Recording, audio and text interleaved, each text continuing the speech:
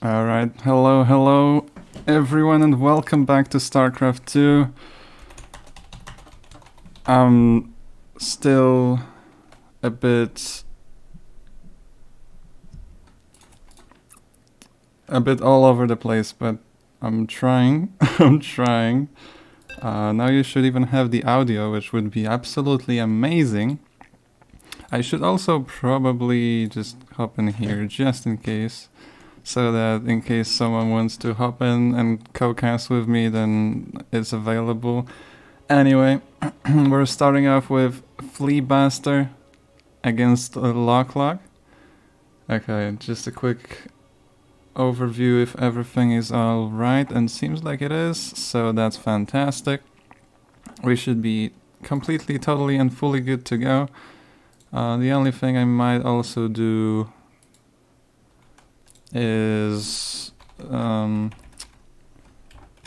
be a complete douchebag and post a link to the stream on this. I mean, okay, yeah, that was... Anyway.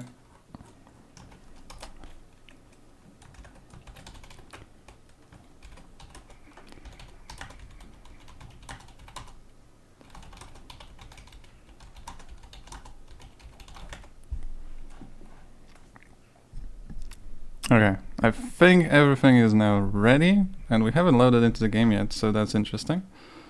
Alright, Lock Internet. If you know Lock, you know exactly what I mean. Oh yes, the legend is back. Anyway, perfectly, I'm pretty sure everything is ready, everything is fine. I have the stream, I have the chat, I have the game, I have the sound. So yeah, let's get into it. In the bottom left hand corner of a Romanticide LE, playing as the purple Terran, it is Lock. I should probably be using... yeah, whatever. And his opponent on the other side of the map, we have a yellow Zerg. Interesting color, quite rarely seen actually.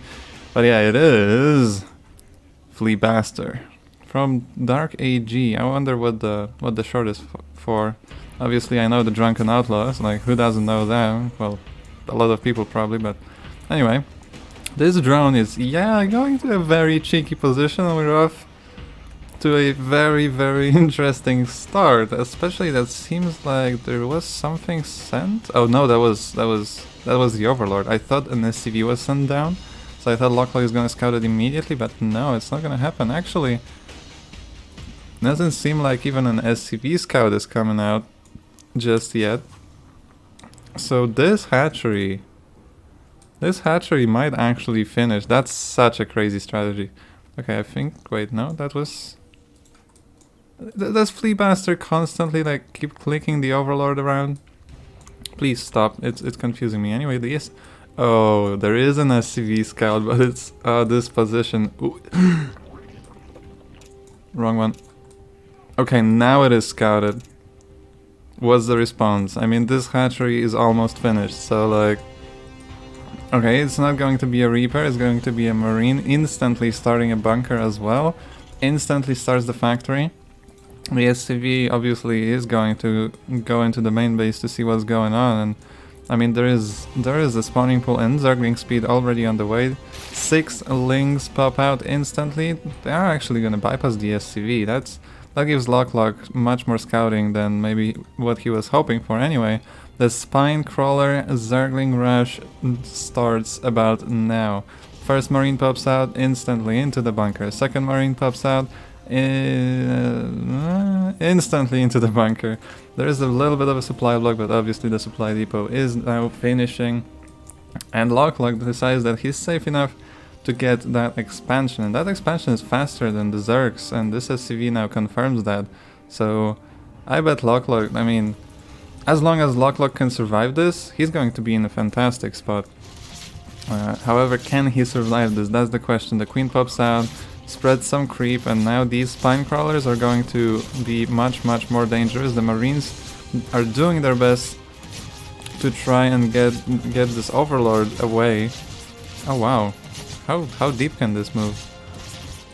Anyway, this Overlord is too far for these brave Marines to actually deal with, and that's quite rough, because this supply depot is so important. If you don't have the wall here, you are basically screwed as the Terran player, and this repair is not free. I hate when people act like it is free. Anyway, the Zerglings come in. There is no repair on the bunker, and that could be a disaster. 3 SCVs not enough, not in time. Now every Marine gets killed, and the only thing remaining is the Cyclone. And well, there was one more Marine that was trying to snap the Overlord. Surround on the Cyclone, Zerglings streaming in, and the wall was the last straw holding Locklock together. And sadly, it should be game over for our Terran player in this first game of the best of 3 that I totally did not forget to indicate in the bottom left corner. Locklock is going to keep trying, but I mean, he lost 12 SCVs, and technically, yes, he's now equal on workers with the Zerg, but the Zerg can just keep making Zerglings and keep dealing damage basically forever. A whole lot of production is now getting sniped as well. I think you should leave that. I mean, oh, nice bit of micro. Hold position on these workers helped the Cyclone survive, but ooh, yep, not long enough, and GG is going to be called, and the first game goes to Flea Pastor. I hope that's how we pronounce his name.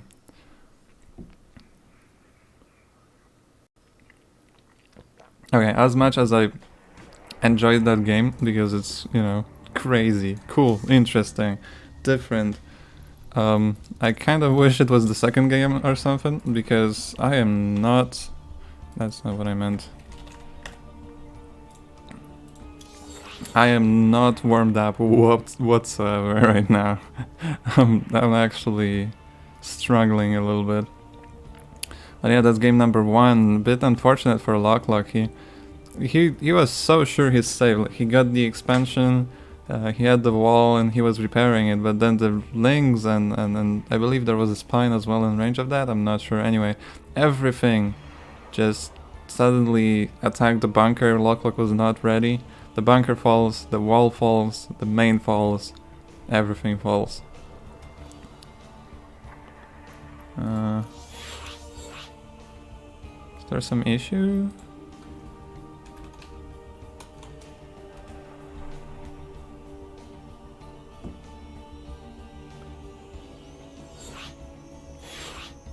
Alright, now seems to be fine. Let's make sure everything is ready and as it should be. I'm going to give myself a referee because I'm a narcissist. And yeah, we have the ready from both players.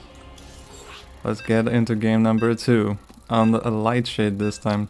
So Romanticide was a pick from Locklock actually.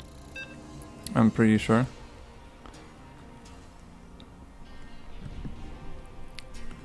So that would mean that Lightshade is the choice of our Zerg player.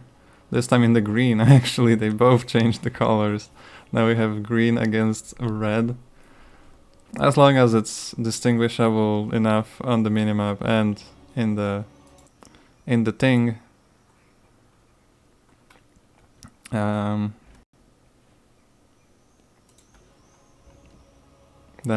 I don't mind. I don't mind the colors.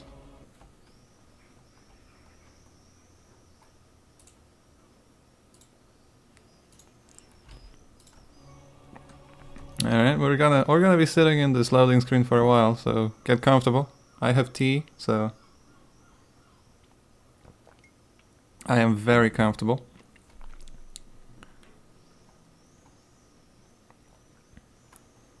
Kinda wish I had an observer. I already mentioned it once. I'm not sure if on stream or not, but like casting with a designated observer would be pretty fun, I think, because like you don't have to think about you know, moving the camera at all. You're just like, yep. I just talk about what I see. Speaking of, I'm gonna do exactly that at the beginning of the game, because in the top left of Lightshade LE, I see the red command center of a red Terran. It is Locklock. And on the other side, the winner of the first game, the filthy cheeser in the green. It is our Zerg player, Fleabuster. I'm just gonna call him Buster, because I'm not confident enough pronouncing the initial part of the name. Like, I'm not sure if I'm doing it right. Either way, there is an awfully early drone being sent out right now, and if he's going to... No. Can you fit a hatch here? What is this drone doing? Oh my, he's just going to go straight for the natural block. Alright, well, Lock has some practice from the first game now, so maybe this time he will be more careful about the wall. And I mean, he would be in a fantastic spot if he held. Like, that's exactly what I said during the game. Like, he got his expansion so quickly. He obviously had way more workers. Like, the Zerg doesn't really make many workers. Whoa, okay, I got scared for a second that something's wrong, but no, it's just a bit of a late GLHF, and oh my god. Instantly after that, he's like, oh, well, here we go again. Oh shit, here we go again. Right, so the response is very similar. We got the bunker, we got the supply depot. Wait a second. Okay, I guess they are just trying to evade any scouting, any reapers, anything that the Terran may send out, and they are probably gonna... These drones are probably gonna be made into spines once again. So Lock's response is basically identical to the last time. As I said, I think he's just going to be way more careful about the wall. And actually, he's going to be way more careful in general as he gets the second barracks instead of the command center. So, he's going to play it way more safe. There we go. I was going to say that he's going to play very safe, especially that he's down 1-0. And then I remember that I should probably, like, indicate that. Also, I'm sorry if my voice is getting worse and worse very quickly. I've literally had to rush my food before the cast because it was kind of late, and I had the bright idea of eating like spicy stuff. So yeah, anyway, this map is much better for this kind of rush actually. Like, look at this wall positioning. I think what Lock can do is he can lift the barracks here, land them over here. Ooh, that's rough. Like, he cannot defend this depot really, because the SCVs are just going to die. And you need some kind of a wall. Like, the Blings are just gonna get in and you're basically dead, just like last time. Oh no, everything gets surrounded. The SCVs pulled a little bit late. The bunker is still going strong though, and that's very important. Like, without that, the game is over, just like the last one. With the bunker, I feel like there is still a chance. That mule drop is a little ambitious. I mean, 4 Marines, is that going to be enough? With the SCVs, maybe, but are you not going to lose enough as the Terran here? Or too much, rather, not enough. I mean, the Lings are being cleaned up, but look at the workers killed right now. 13 SCVs went down in just a couple seconds, and again, the Lings are just gonna keep coming. The 1 Marine in the bunker is the only thing stopping the Zerg from basically killing Lock, and this bunker falls right now, and GG is called, and that was the most anticlimactic first series I have casted in a long time. Oh, it's actually really sad. It's doubly sad for me. Simply because I played in a tournament once, I think. It was Platinum Heroes, I don't know, 2 or whatever, 3. And I've lost a best of 3, 2-1. I've lost that best of 3 to the same exact strategy twice. It was a Bane bust. I had no idea how to respond to a Bane bust. Therefore, I lost the game 1 to a Bane bust.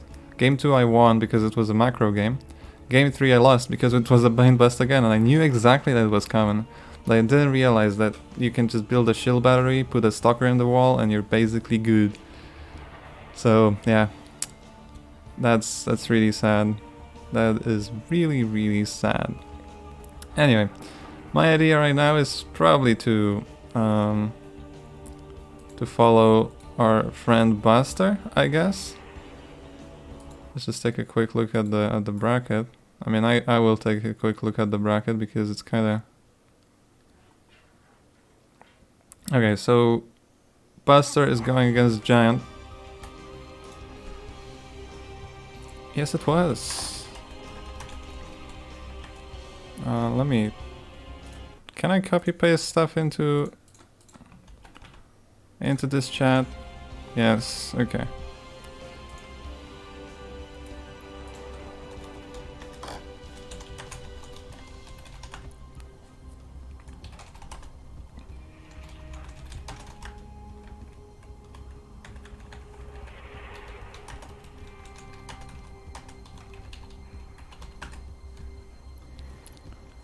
Okay, anyway, let's find Giant. Because let me double check to be sure. Heroes Giant, yep. Okay, Giant.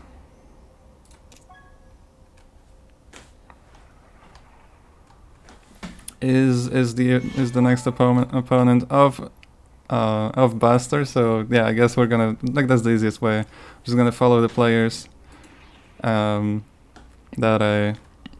I cast, that win and move on. Yeah, it's just the easiest way. So yeah. Alright. Please veto, and I mean, they know that, let's be honest.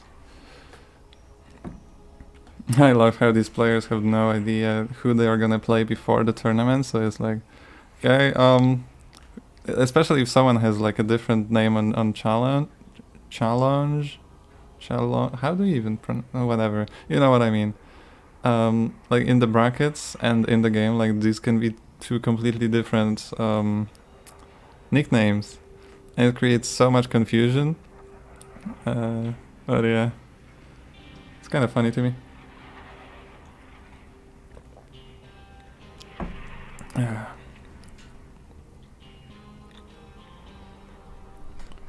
Okay, Giant needs a second apparently.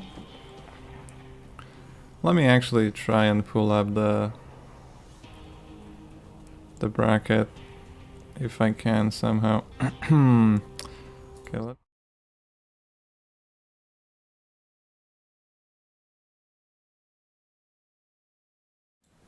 right, I kind of forgot that I don't have the mic captured on the other scene.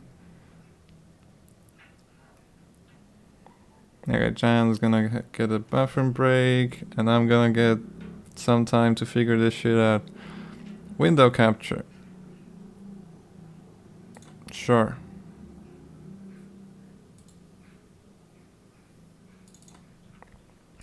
Uh-huh.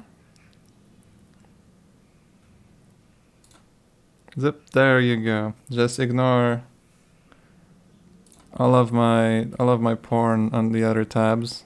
Alright, like inside the chief or chieftain's hatch. that actually kind of sounds like porn now that I think about it.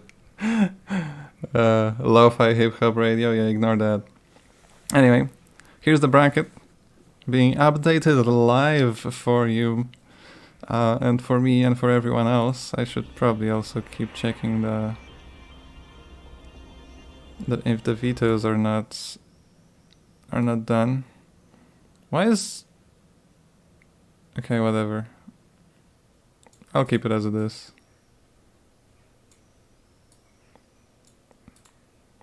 Whatever. Yeah, anyway, it's fine. So here's the bracket, in case you want to know. We're going here from Buster Lock to Heroes Giant against Buster, and then...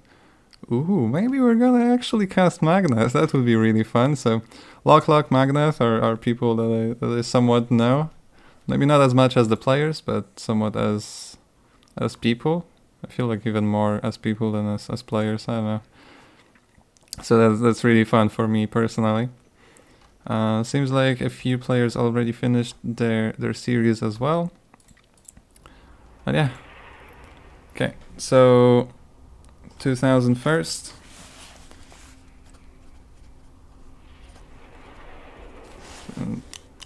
Please give me...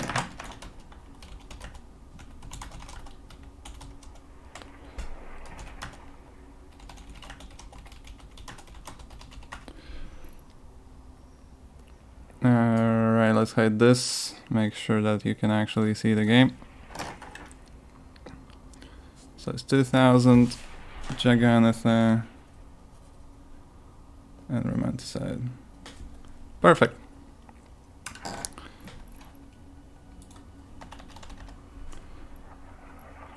$2,000 atmospheres it is. Observer Plus, as always. Although I don't really use the... I have no idea how to use the...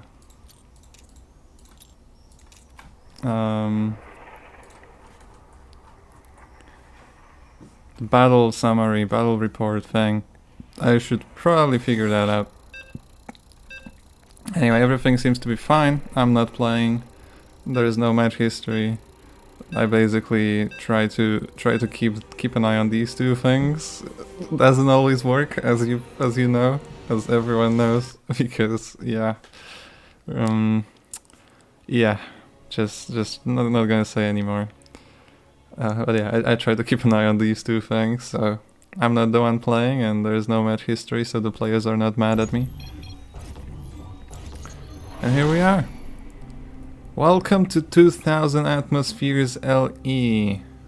Welcome to the United Snakes. Land of the Thief, home of the no, wait. In the bottom left, we have our purple Protoss player, who is immediately my favorite because it's a purple Protoss player.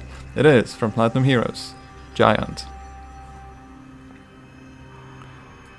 And his opponent, on the other side of the map, playing with the green Zerg drones. Going for that quick pull over there. It is... Buster. Okay, so that probe is going to try and block the hatchery. And it's gonna manage that. I thought it's not gonna manage that. It is going to manage that. And having probed this early across the map is obviously a nice thing, as long as you don't lose it to a drone. That would be really nasty. And let's be honest though, Giant is pretty good. You probably saw the Master's border on that profile, and now the pool is scouted. So let's see. Basically, I'm pretty... What? Okay, I did not realize that's happening. But that's so cool. Oh my god, this is so cool. Wait, oh no! Oh no, no, no, no, no, no, no, no, no, no, no, no, no, no, no, it's gonna get scouted. It's gonna get scouted instantly. Oh, you should have put it a little further. Oh, that was such a cool move. I mean, the Giant doesn't seem to have noticed it yet. Like, there's no probe pool, there's just the Zealot coming out, but that's for, like, the usual. There's also one drone here for some reason. I think that should kind of ring a few bells. Ooh, 2 probes already going down. That's not bad at all. That's not bad at all. But my god, this hatchery, has it really not been seen? A few probes have to be pulled to actually defend this, but actually this is an awful defense for Giant right now. 4 Lings are going to kill the Zealot. Thankfully there is going to be a full wall. Then the new Zealot will have to go. And now I think that the hatchery has been spotted, but it's too late to kill it before it finishes. The few Lings is still wreaking havoc in this main base, and there is gonna be more after that hatchery is up and running. Some Lings also working away at this shield battery. They are going to take it down as well, and that will open another door here. Let me zoom out actually. Oh my god, did this adept actually do it on time? Oh, the Lings! Oh wow, that battery is at 12 HP. It is going to go down, no question. But this bought some precious time for Giant. But was that enough? I mean, there's gonna be Lings inside of this main base. There's a shield battery on the way right now, which is fantastic, obviously. But if this adept gets surrounded and killed, I don't think there's any more hope. Second adept pops out of this gateway, 2 more on the way. But look at this, look at these Lings. They are so dangerous here. Probes pulled once again. And now there is a queen. There are gonna be Lings out of this... well, I think there are already lings out of this hatchery. There's gonna be more lings out of this hatchery. The shield battery will go down, and that's a massive, massive loss. Not only the shield battery, but also the overcharge are now gone. The queen still alive. Another one on the way. Ooh, the zealot, the zealot. Oh, the zealot, the hero zealot kills the queen. Well played. And now, well, I think the rush has been stopped, but you know, probes can still die. As long as Buster micros it well, I feel like this could still be an even game. Obviously, Buster is on 11 workers, which is terrible, but okay, no, I don't think he actually can win. I think that's a hold. I think in the end that's going to be a hold, because there's just too many adepts, and even if a lot of probes are going to get killed, these adepts can then shade across the map and kill everything on the other side. And there is not enough production. The spine. Well, the spine is actually a great idea, but now there are 2 shield batteries here. Battery overcharge is available as well.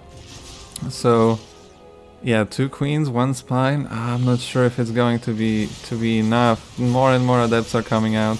They have the shield battery support, so they will eventually kill the queens no matter what. Another battery is being built. Even Giant investing in tech right now. Obviously, Giant has. Whoa, that's some piece of meat. I don't think Giant knows what's across the map, but he can definitely suspect that, you know, the lings have been streaming in constantly from basically both hatcheries. So I don't think Giant. I'm pretty sure Giant can figure out that there is not much economy behind this. And yeah, this wall is no longer possible to break by the lings, so now there's only this main base, and this Pinecrawler, I mean, is working away at the Nexus. I don't think it's the best target here. I mean, I feel like going for probes from basically the beginning was the way, because you starve your opponent out. Now there's gonna be an Immortal out soon, and that will basically finish the entire rush. There is no battery overcharge, so you know, that's quite unfortunate, but additional batteries are ready, so I mean, yeah, I still feel like this rush dies eventually. There was no point at which there was like an overwhelming force, and there is no there is now an Immortal out, so yeah. I personally am just waiting for this game to end. Oh my god, don't pull the probes, you don't need to. Whew. I was scared for a second. I mean, probes are dying now again, and I mean the spines are doing some work. They should target down the Immortal, I think, but oh, if the Immortal dies though. Okay, no it doesn't. Giant is too good for that. So yeah, I mean, this is basically all the Zerg has right now. This hatchery, this spine, that is slowly but surely going to die. 2 queens, well, 1 queen very soon. There it goes. And yeah, the entirety of the Zerg force has been now killed. I mean, there are a few lings, but but that's not enough. GG fun game has been called, and Giant takes it after a very chaotic game. I was so sure that the hatchery inside of the main was basically a death sentence. I mean, you know how when you mess up a wall during a 12 pull? Oh shit, wait. During a 12 pull and you basically die? I felt like that was basically this exact situation there. But apparently not. Giant makes it work.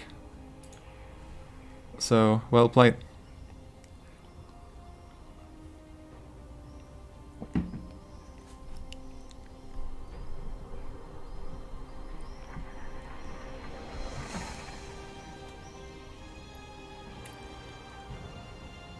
Ready from 1 player? Ready from 2nd player? And here we go into game number 2. Obviously I forgot to get the best of 3 thingy in the bottom left again, but I hope that, you know, everyone can figure it out. No, obviously it's my fault, but you know, I'm hoping my viewers are somewhat somewhat smart. At least a little bit. Yeah, I know you are. I know you are. I love you all. Alright. Here we go. We're back. This time on Jagannatha LE. In the top right, we have our purple Protoss player. The winner of the first game. The Shield of Ire. Can I not too early? Alright. It is Giant. From Platinum Heroes. Is that Raynor? Yeah, that is Raynor. Unless it's not and I'm making a fool out of myself, which is also a big possibility.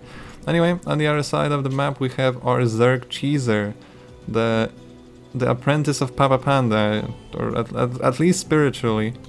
It is Fleabaster. In the green, you know, just in case you didn't know. Anyway, Giant going for that hatch block again, and Fleabaster going for that hatch block again. Alright, so can I say that both players are going for the same thing? Like, that's basically a mirror matchup, isn't it? Like, hatch block on this side in this natural, hatch block in this natural. You know, it all makes sense. Forge is at the response, obviously also getting that wall a little thicker. No probe pull. I personally don't know what the best response is. However, last I checked, it was chronoing out the Zealot and pulling 5 probes to kill this hatch before it finishes, and it basically like guarantees that you're fine against the rush. You may not be in the perfect spots economically after that, but I mean, I'd rather not die than, you know, than be slightly economically ahead. Alright, the cannon is going up, the Zealot is here, the Cybercar is going to finish the wall.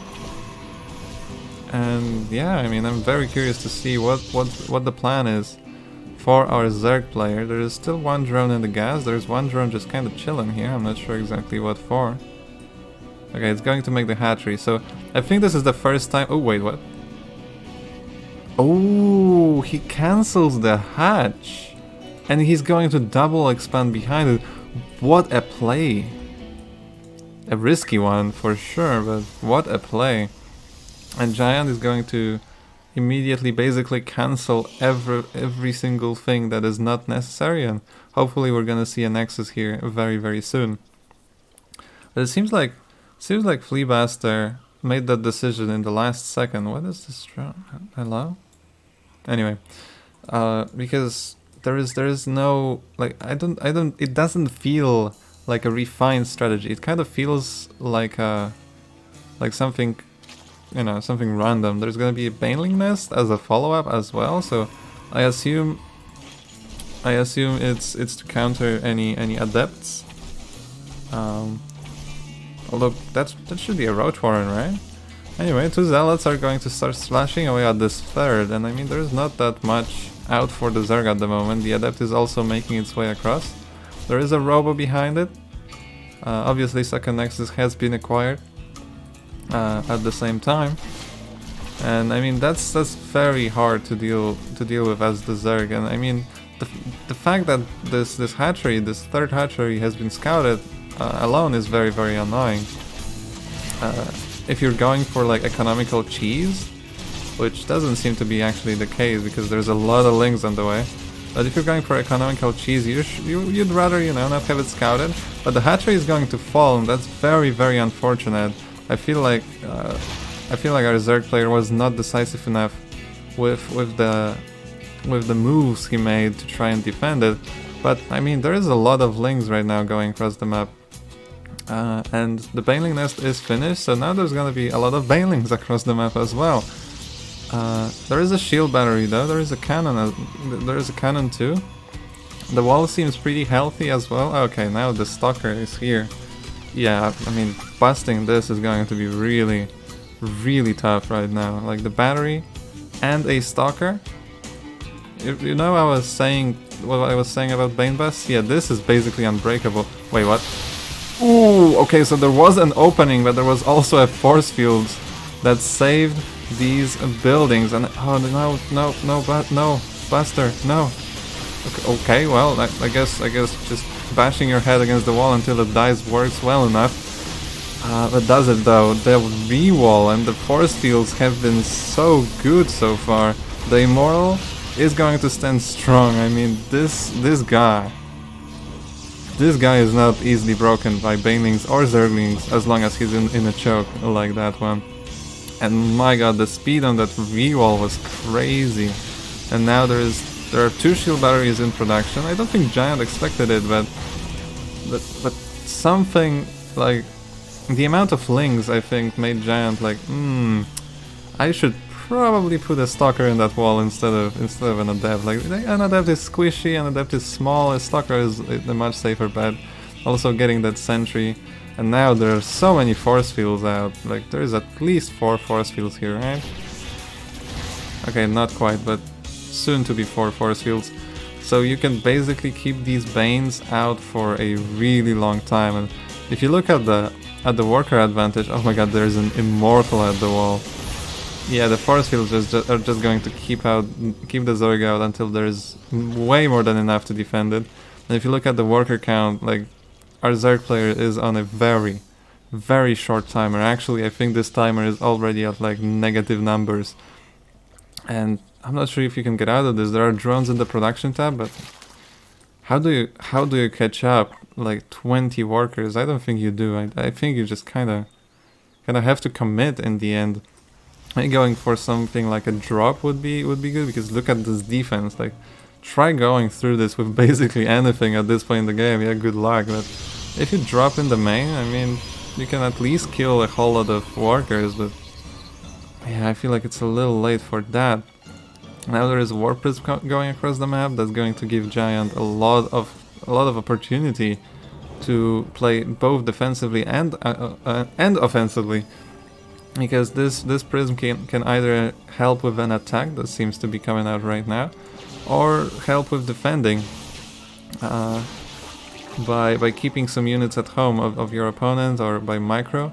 But Giant doesn't want to wait. Giant wants to go across the map and kill his opponent, but ooh, okay, now he's ready. Giant is so ready for this. That was a great move from Buster, like trying to stop that army from moving out. But now with the overcharge as well, yeah, this army is just going to die, and you are not stopping this with 18 lings that are in the production tabs, not even with this hero queen. And GG, good luck with the rest has been called. Giant takes it 2-0.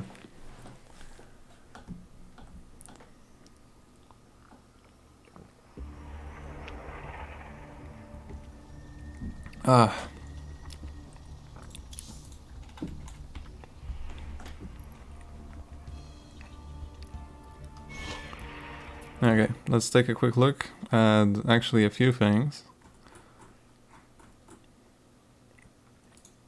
First of all, discard. Alright.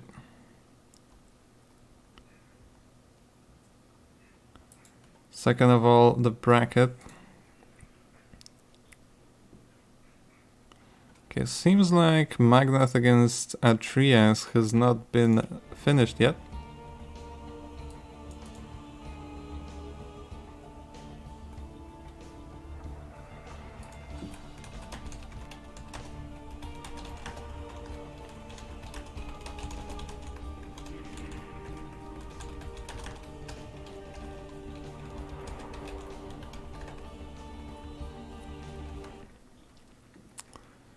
So let's take a quick look. Can we catch someone out of nowhere?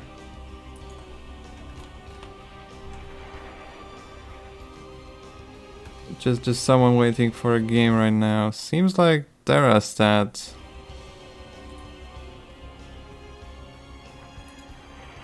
Oh, I guess they changed the server. I'm not sure.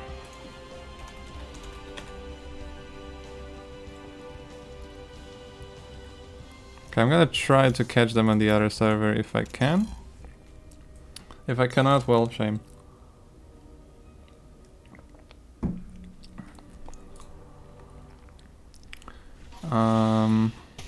Legion Cup. Oh.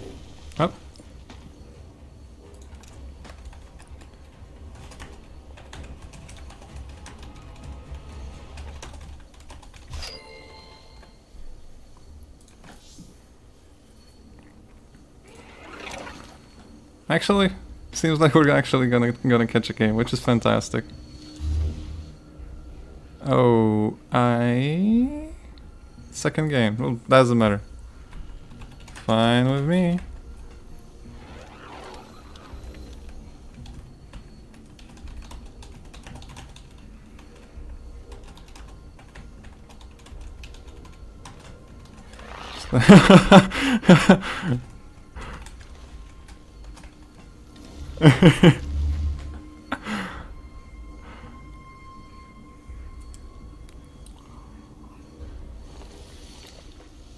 Rip. High ground pylon wall. I'm not sure. Oh, I think I know what he means. Like when the cannon rusher like walls you in your own main base, I assume. I don't know. Either way, we have Kiwi, so we have both the players. That's fantastic, actually.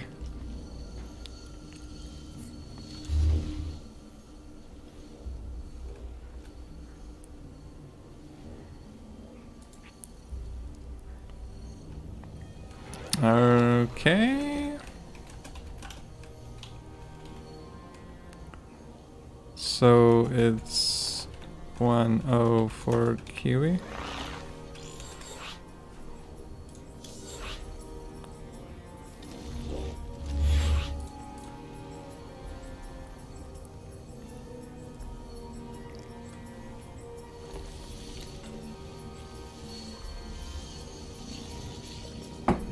I'm trying to drink as much as I can because I don't think I'm doing it enough. Well, I'm just gonna assume it's 1-0 for...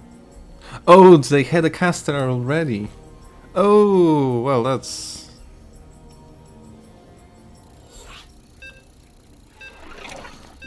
Well, I guess not.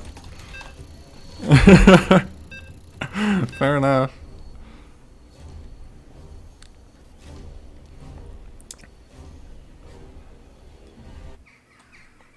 Oh, Beckett Industries. Okay, that's fantastic. That's great. Alright. So, yeah, a lot of chaos involved in actually getting the games, but thankfully as soon as I get into the game, you know, I can get into the casting flow or whatever. So let me do exactly that, because in the bottom left hand corner of Beckett Industries LE we have our red Zerg player. It is Darastat. Or Darastat. I think I'm gonna go with Darastat. Sounds like a company name, doesn't it? I don't know, maybe not. And his opponent in the top right hand corner is someone who walls off on the high ground. So that it's not PvP. I just assumed it was PvP, you know, high ground pylon wall. Well, anyway, it is Kiwi. Kiwi Taco, to be exact. And it is going to be a forge and 2 probes across the map.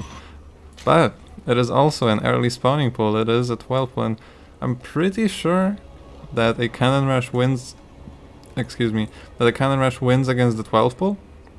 Just period. But, I mean, again... I don't think you can very easily die to a cannon rush if you're going for a 12 pull. And actually, Darastat...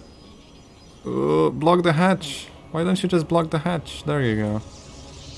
Oh my god. Okay, that's going to be scouted, and Darastat is now in a much better position than just a second ago. But this is such a great setup. Look at this. Pylon here to power and wall off. Pylon here to make sure that it stays up. Cannon behind to wall off, and ooh, that was actually a mistake cancelling that. And now this entire building is in danger. By the way, that the probe... Okay, I thought the probe was attacking the drone. Nope, not the case. Now the Zerglings are out, they might even be able to snipe the probe. Although it is going to be costly for our Zerg player. And oh my god, the cannon can actually hit here. That's such a great spot. Anyway, the gateway finishes. We should see. Are we gonna see zealots? Like what exactly is this? I've never seen that build before. So yeah, I'm really curious. The links are making sure that any probes trying to get across the map are going to be spotted and hopefully killed. There is Roach Warren already on the way, but okay, no, I thought for a second that it is a one-based Zerg. It is not. And ooh, this is such a nasty spot. Wait, is it in range of the cannon? Oh no, it's not. Okay, never mind. It's not a nasty spot for that cannon. It's actually kind of a terrible spot. Nice little bit of micro from Darastat here, but ooh, the probe can actually get the Zergling. You can get the Zergling. I don't think it matters. I think the photon cannon is gonna die anyway, and it's not a cancel. So, wait, what? No! Okay, at least that was a cancel, but... Okay, now there is a Zealot out, but there's also a Cybercar out, so now it is going to be not only cannons, but also shield batteries. The Roach Warren is out, which is obviously quite nice. There are gonna be 3 Roaches out very, very soon. Queens starting as well. Well, second Queen starting as well, one is already out. But I'm not. Yeah, this position here for your natural as the Zerg in this situation is terrible, because if you want to engage this spot, you have to go up a ramp through a choke point. So yeah, this is such a nasty spot. A little bit of a supply block here for Darastat, as he's making 3 overlords at once to remedy that. And now there is a robo on the way. Oh my god, this is such a nasty play, and Darastat, I don't think he realizes that his opponent is actually 4 workers ahead with all of that. The Ravagers are great, but ooh, losing that first Ravager is very, very painful. So would be losing that Roach. Hey, we gotta be very, very, very, very careful as the Zerg player here. Ooh, maybe getting that Zealot? Not quite. Ooh, okay, gets that Zealot. That is going to be helpful. Gets that Overlord in position to get vision. But there is a Immortal coming out, and I don't feel like there is enough out of the Zerg player to defend an Immortal with a shield battery behind him. I mean, let me zoom out actually, that's a great idea. Like, if you look at it, it's like 2-3 Ravagers, and it's gonna be like 4 Roaches. Like, that's not enough. Ooh, don't lose the Queen! No, the Queen! Oh, no! Oh, that's basically a free Queen. That's really unfortunate. And now the Immortal is out. You don't want to fight that head on into the shield batteries. You have nothing to defend on the low ground. You can just stay here. You can literally just stay here until the opponent engages the low ground, and yeah, that's where this terrible position comes into play. Like, you cannot defend this hatchery. You just cannot. You cannot go with this army to reinforce through this, unless maybe you can. Maybe if you can snipe the Immortal, it's worth to try and risk it. So maybe it's actually a good idea trying to snipe the cannon. I'm not sure if it's such an important target, especially that it's in range of the shield batteries. But I mean, the hatch stays up. Ooh, that's yeah, exactly. That's a terrible idea. Don't do that.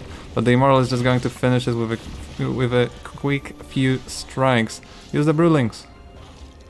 Well, I mean, not a big deal, but you know, it would be nice to drain some shield battery energy. You don't need to be here. You don't need to posture here. Losing these Ravagers is a death sentence. Losing this is even a bigger death sentence. And yeah, Darastat knows that. GG is called, and Kiwi takes, I believe, game number 2, if I'm correct.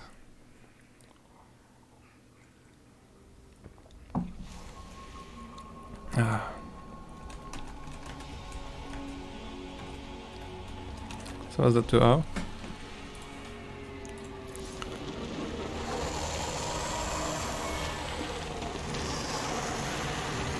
I assume so.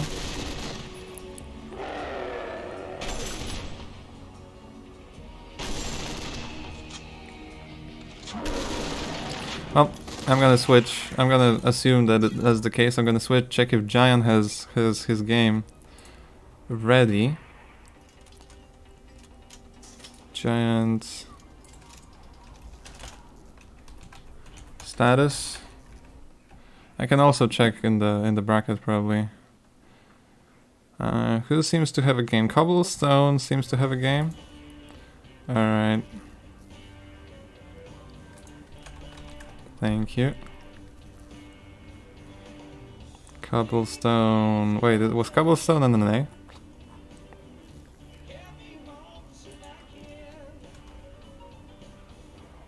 Oh. That would be perfect. If Magnath against Atreus just finished,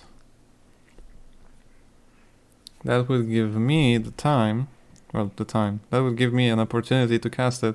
Let me just quickly show you the bracket. So it seems like, yeah, we have the Kiwi against Derastat here. We have a whole lot of matches that I could read through, but I should... Ooh, right. Mag. Where's Magnath? Where the hell is Magnath?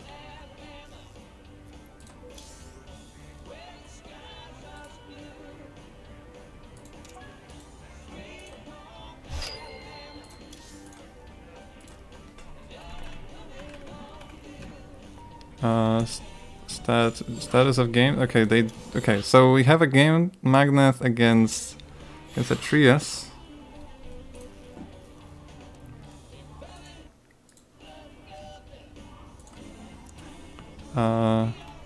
Score 1-1. Ooh, okay, that's pretty pog.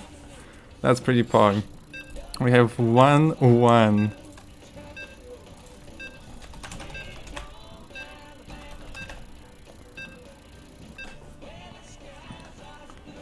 Alright. That is fantastic. So we have Magnath against Atreus, and then we can probably just go into the winner. Wait.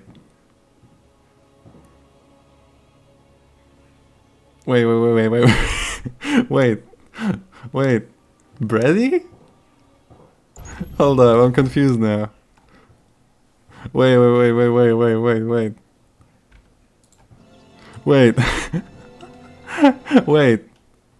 Wait. Okay, I'm not... okay, I'm gonna go with Brady, I guess. Yeah, I'm just gonna assume... I'm gonna assume it's Magnath with the nickname just to confuse... Whatever.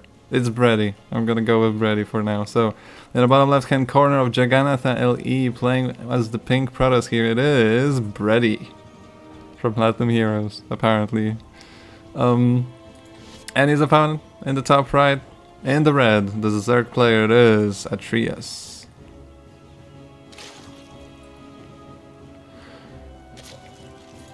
Yeah, I'm a little confused about the name, but whatever, it's fine. This is... Zerg players, look away. Protoss players, take out your... no, wait. Yeah, watch and learn, I guess. Oh, that's... Is that worth it, though? I was gonna say that's pretty cool, but... Then I was like, is it worth it? I mean... Yeah, it's gonna be cancelled. Ooh, don't misplace your hatchery. Oh, that was so close for Atreus to misplace that hatchery. See, that's the main goal of blocking the hatch. I feel like, not really taking, like, yeah, delaying the expansion too. But it's not that big of a deal. I don't think most of the time. But also, like, messing with your opponent, like misplacing that hatchery would have been quite painful for the Zerg there. So the fact that's not the case, yeah, like, well done from Atreus noticing that mistake. Also, okay, Atreus should not be long distance mining here. I'm not sure why he's doing. Maybe it's just a scout actually. If that's a scout, then I'm liking it. If he's like, okay, I have 16 out of 16, I'm gonna long distance mine, then I do not like this. I'm gonna assume it's a scout, but in case you don't know, 16 out of 16 is optimal. However, if you have one more per patch, so in this case it would be like 24, right? It's still better than 16. You still mine more. It's just not as efficient as it could be. On the other side of the map, we have a Adept being chrono boosted, and we have a Twilight Council. So opportunity for a lot of different plays, especially for people who like enjoy playing older builds. Like, this could be anything from Archon drop, DT drop, glaives, even blink if you really want to. Like, blink or lens are still pretty powerful, I think. So yeah, it is a possibility. It is unlikely, let's be honest. It's probably... I'm already surprised it's not a Stargate Void Ray thing, so... let's see what it's going to be. I wouldn't be surprised if it was glaives. We have the Robo coming up, so... Well, that's not very surprising. You obviously want a Prism for basically any kind of push. Still no upgrades on that council. Meanwhile, the Zerg player taking the third, getting the safety spore in the natural and in the main, getting these drones going. And yeah, it is glaives. I heard Magnet's gonna beat this guy up. Well, we're gonna see. It's Brady actually. You are not paying attention, Chelch. You are not paying attention. SMH. And if you are confused right now, don't worry. Me too. Roach Warren. Okay, Roach Warren at this point is going to be quite nice. I'm not sure. I don't think the council was scouted. Again, wrong button. Yeah, actually the main was not scouted at all. So all Atrias knows is that there is going to be a prism. Okay, now he sees the adepts being warped in. I feel like that's a bit of a tell. So we should see roaches soon. And if we don't see roaches soon, this is actually going to be really, really nice for Magnet. Like, glaives obviously are going to finish basically perfectly for the push. Although, I think they're a little bit late. Oh yeah, they are a bit late. You might want to chrono boost that. But yeah, now there's what? 8 adepts? Ready to shade in wherever they want. And 22 lings are on the way, so no roaches. That's surprising. I mean... I feel like Atrias should have realized that this many adepts is going to be, well, and that glaive adept push. Although these are not terrible trades at the moment because of the surround. It's still pretty good for the Protoss here. I mean, glaive adepts against lings. Ooh, losing the prism though isn't. Oh, losing the prism is terrible. And yeah, I mean, what does Brady do now? So Harstem would tell you that glaive builds are all about momentum, and when you lose momentum, you're basically, well, you're not dead, but yeah, you lose momentum, you lose the entire advantage that this build gives you. So right now, losing that prism equals losing momentum equals losing the advantage. Now these adepts are not going to be as dangerous anymore, especially now that roaches are out as well. And yeah, Brady's going to have to... I mean, a bunch of drones went down for sure, and it forced a lot of units, yes. But I feel like there needs to be way more damage here to actually be worth it, and Brady does not seem to be finding any more damage. That's not great. And yeah, now you gotta chrono boost Immortals for sure. If you don't put pressure on the Zerg and then they can just... and they already made units, like, you can probably expect two things. They are either going to drone like crazy, and we saw like 9 drones in production just a second ago, or they're going to push, or both. So, you know, making the Zerg made roaches, and a lot of Zergs would just, you know, like, I have these roaches, they're not going to scale up very well, I can just move out and use them. Okay, another Prism joins, really moves into harass at this point. As I said, the momentum is gone now. But everyone is named Brady except for Brady himself, who is called Cobblestone. Oh my god. Hey, by the way, hold up. I came up with that idea. I don't know if you remember, but for April's Fools, I think, I swapped with Brady, like with names and profile pics on Discord, and everyone was super confused. I love that. I love that. Also, shitting on Cobblestone while he's not here. Well, good job, yeah. Anyway, back to the game. Jokes aside and serious things aside. Now we have a bit of a stalemate. I mean, these adepts are trying to be a nuisance. You may as well use them. They do not really like fit any army composition. Okay, you probably shouldn't use them like this though. Could have at least shaded them over here. Like there is a spine, but you can snipe like 3 drones or something. But now it's time for the Zerg to attack. So we have a Ravager Ling army. Not even a single roach here. It will immediately make Brady cancel the Nexus, the 4th Nexus. But we're getting a very interesting composition. I mean, so far it's been, you know, sentries and immortals. You know, it makes sense against Ravager Ling. But there is a Robobay finishing and Blink finishing. So seems like Blinkstalker Colossus, one of my favorite things in this game. Oh my god, how many drones? Oh my god, these 2 adepts did more than the entire Gladept push earlier in this game. Respect to these 2. But yeah, one of my favorite compositions, Blinkstalker Colossus Sentry, is just so fun. So fun. However, it has the issue of, like, if you take one bad engagement, you lose your Colossi, you lose your sentries, you're basically dead.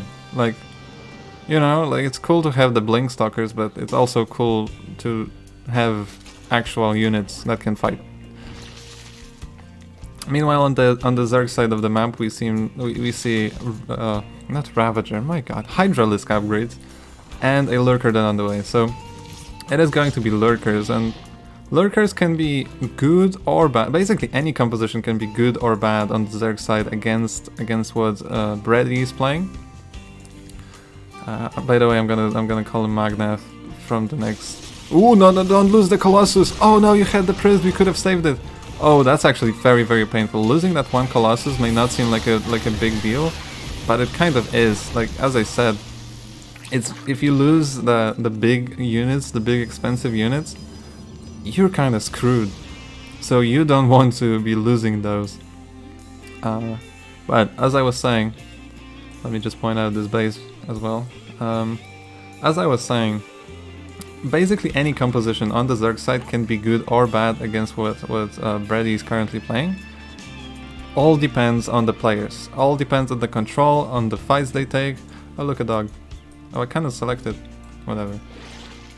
All depends on the players, and that's fantastic. Oh my god, there is a Nidus Swarm coming up. Oh, that's nasty. That is nasty. I absolutely hate Nidus Swarms. The adept's trying to be cheeky and shading over there, but the main thing is over here. And I mean, this army is not that impressive. Like, there's only one Colossus here, but the force fields are fantastic. The Prism somehow survives the barrage of the Ravagers, and I mean, these force fields are slashing through the Zerg army, but it's not enough. Like, as I said, this Protoss army is not as impressive as it should have been. I mean, another Colossus joins. There would be another Colossus there if Brady did not lose it earlier on. And I mean, it's really looking quite rough. As long as the Colossi stay alive, it's not that bad. But losing so many sentries in that fight is, yeah, it's bad. It's bad.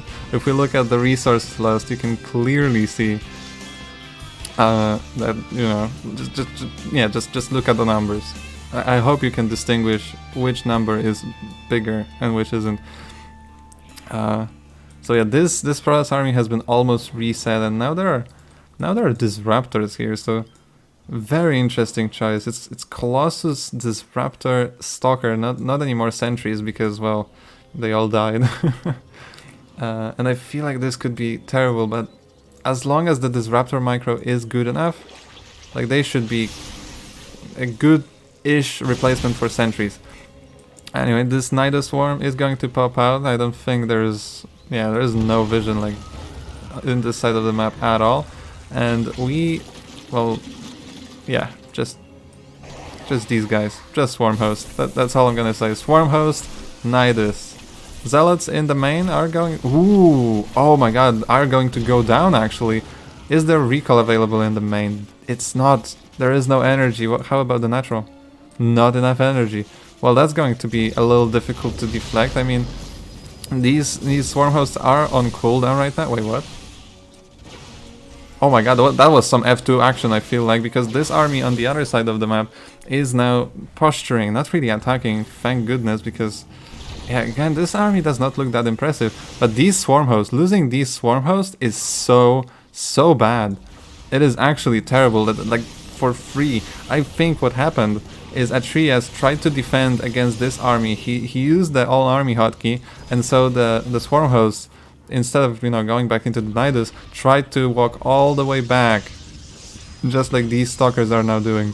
And I mean, it's getting closer, slowly but surely. It's the resources lost are getting closer and closer, and I mean, that's a lot of stalkers. That's not a lot of actual units, which I do not like. But with a few decent disruptor shots, and as long as the Colossi survive, oh my god, oh, that's some good disruptor shots for sure, and some bad ones as well. Oh, that's fantastic. Oh, also I should probably do that. Anyway, I mean, these disruptor shots were enough to actually make this Zerg army look way smaller. Oh my god, not look way smaller, just be way smaller. And I mean, now Atreus is in a lot of trouble. I thought Magnus is going to be in a lot of trouble, and yeah, I failed to call him Brady. I'm sorry, my bad. Because I mean, this Protoss army, yeah, there's a lot of stalkers, but now there's a lot. How many disruptors are there actually? 9 disruptors. Okay, that's a lot of disruptors. I mean, yeah, there are no force fields, but disruptors are like more effective force fields if you use them correctly. And few adepts distracting the entire army of Atreus in that empty base actually. And Atreus going for a bit of a desperate move, I feel like. Wait, what? Why would you do that? For a bit of a desperate move, getting that Nidus up there and trying to use a few swarm hosts to endanger the Protoss economy. But the Protoss has no economy in this base. He has the economy in this base. So Magnus is completely fine with losing that, although it's not going to go down, right? I mean, there are cannons, there are shield batteries, and this Protoss army is just uncontested here. The Zerg is going to try to go for a bit of a counter push. And there are some locusts trying to kill a gateway. I mean, cool. And the Zerg army is going to try again to pounce on this base. I don't think Atreus has any idea. Oh my god. Oh no. I can even do this. Oh, so epic. So epic. Okay. I was hoping it would be more epic. Anyway, I don't think Atreus has any idea that this base is up and running. Therefore, he's trying to like he sees the empty base and he's like, okay, Magnus has no workers. I can totally win this game. But Magnus has actually more workers than Atreus right now, and his army is now good enough with just the stalkers to really like keep pushing. You can see like blinking forward is now fine. Banelings do basically nothing against stalkers. Oh, nicely done, shooting down a lot of these cocoons. And I mean, look at the army supply. It's closer than I thought, but I'm not sure where the supply for the Zerg player is. But all the army supply is here for Magnus, and now he's pushing in, and he is going to win this game. I said he is going to win this game. Okay, there are some workers being lost on the other side of the map. I mean, Locusts are trying their best to equalize this. Save Atreus from dying. But how do you deal with this? I mean, you eventually have to deal with this Protoss army. And yeah, the Swarm Hosts are back, but they are on cooldown, and Magnus can just blink on top of them. That's exactly what happens. Single G being called, and Magnus takes it 2-1. Sheesh. Good stuff.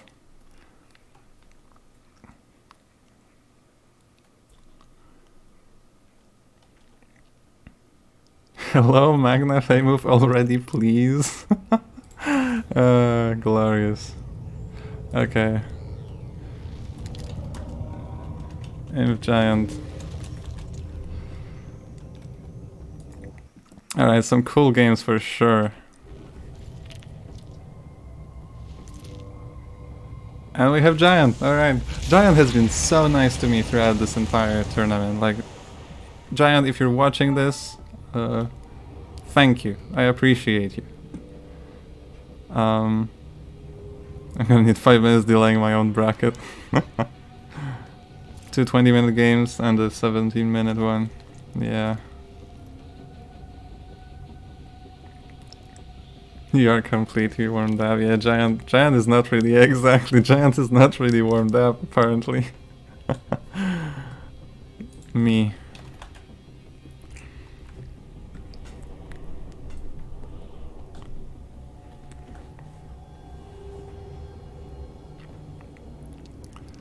That was a really fun game. I don't feel like I was, like, up to speed with everything. Please post live with XVX link whenever you find a match. Which channel?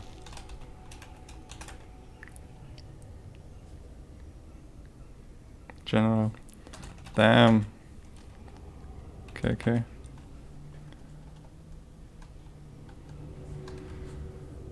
Yeah, that was a crazy game. I'm like, I really feel like I was struggling to keep up with the players, basically. I mean, you know, the thing is, when I play the actual game, I'm way slower than them. So when there is 2 guys that are faster than me doing stuff on the entire map that I have to like see, it's kind of tough for me. I have like 150 APM at best. All right, and yeah, APM, not even EPM.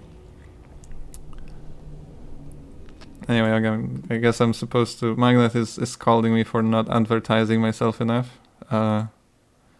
Which is, I guess, the better of the two, right? Like, if he was mad at me because I post links constantly on his server, well, not his server, but you know what I mean. Then yeah, it would be a little worse than being like, you should probably post your Twitch more. You know, like every time you find a game, I'm like, all right, fair. I'm gonna blame it on you. It's on video, so in case someone gets mad, like, stop spamming the shit out of this channel, then it's your fault, Mag.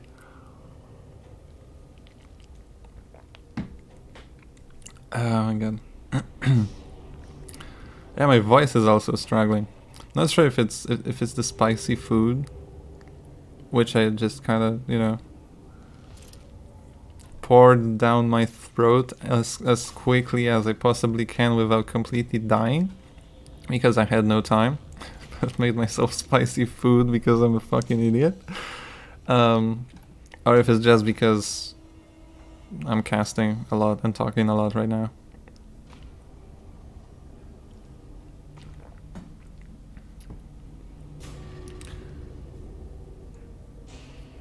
Also, can someone, like, since we have some time, can someone explain to me why are you hating on Cobblestone so much? Like, what's wrong with him?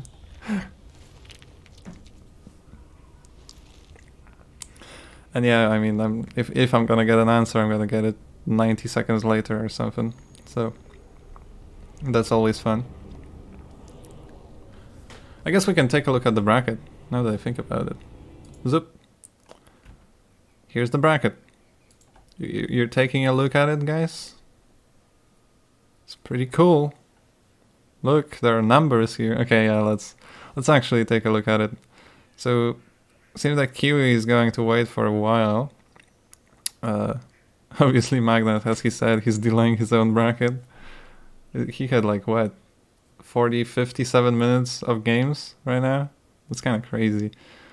So it seems like, well, all the round 2 matches have been played now. And let's see, any names I recognize? XPA I recognize, he's a really good player for sure. Oiltown sadly goes down. I really like Oiltown and his style of playing. Reality wins there. Darastat obviously won, and Kiwi obviously won there. Captain Kanak sadly lost. Lucas Dart lost. Actually, I'm kind of surprised. Lucas Dart is really, really solid overall. Danielo, yeah, also a known good player. Xylophone, Azura lost to Cobblestone. Oh, maybe we'll get maybe I'll get to see why Cobblestone is so hated. Fletch lost. I recognize Fletch, but I'm not sure where from. For some reason. Mag needs a break. He said.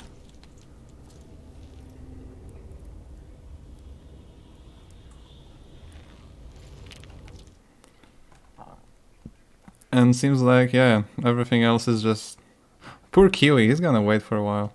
Oh, hey Buster. No problem, it's been a pleasure.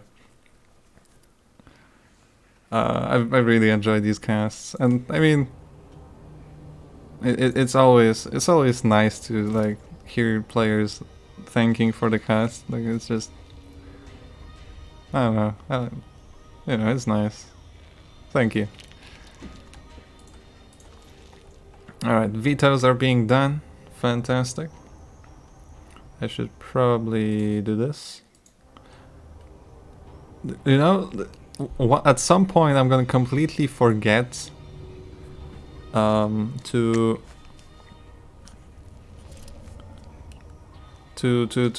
turn off the... Sorry, I'm writing down the maps. I probably don't have to because I'm not hosting, but just in case. I'm gonna forget to turn off the brackets to actually show you the game, and then like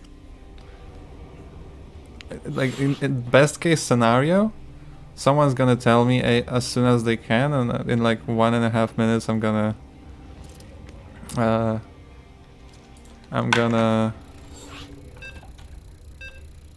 read it into chat and be like, oh right, I have to turn it off. Or the worst scenario, I'm not gonna notice until like the next game or something. So yeah, I'm gonna do my best to keep up with the chat. How the fuck Cobblestone beat Azura? Why are you hating on Cobblestone? Why? What's the deal? Please, someone explain, please.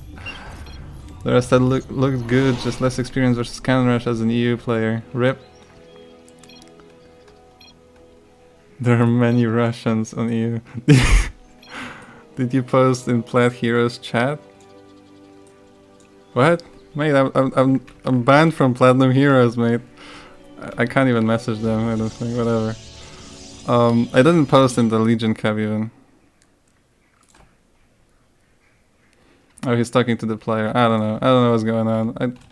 In general, I usually don't advertise myself that much anyway. Now live with Magnath versus Giant. Wait, what?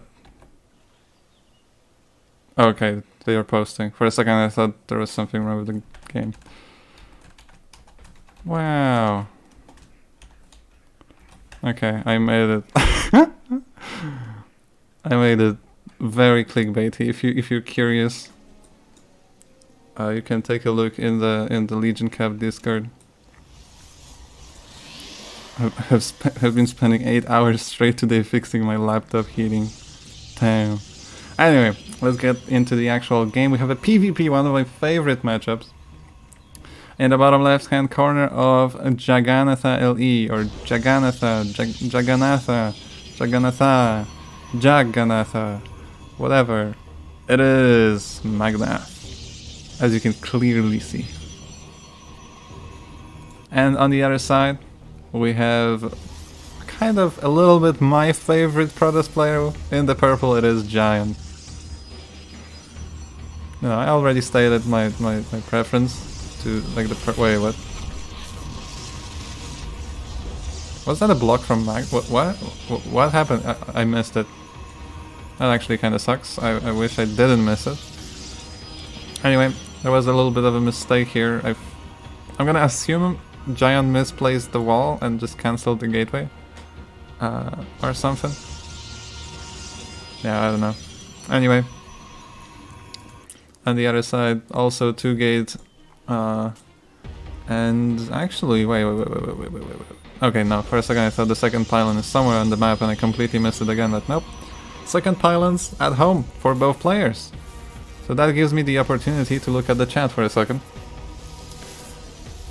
I'm not hating on Cobble. No, no, like not really hating on Cobble. Like just you know, you're jokingly saying that, you know, earlier Gator said that if you're named Cobblestone, like people underestimate you. Then like, like why?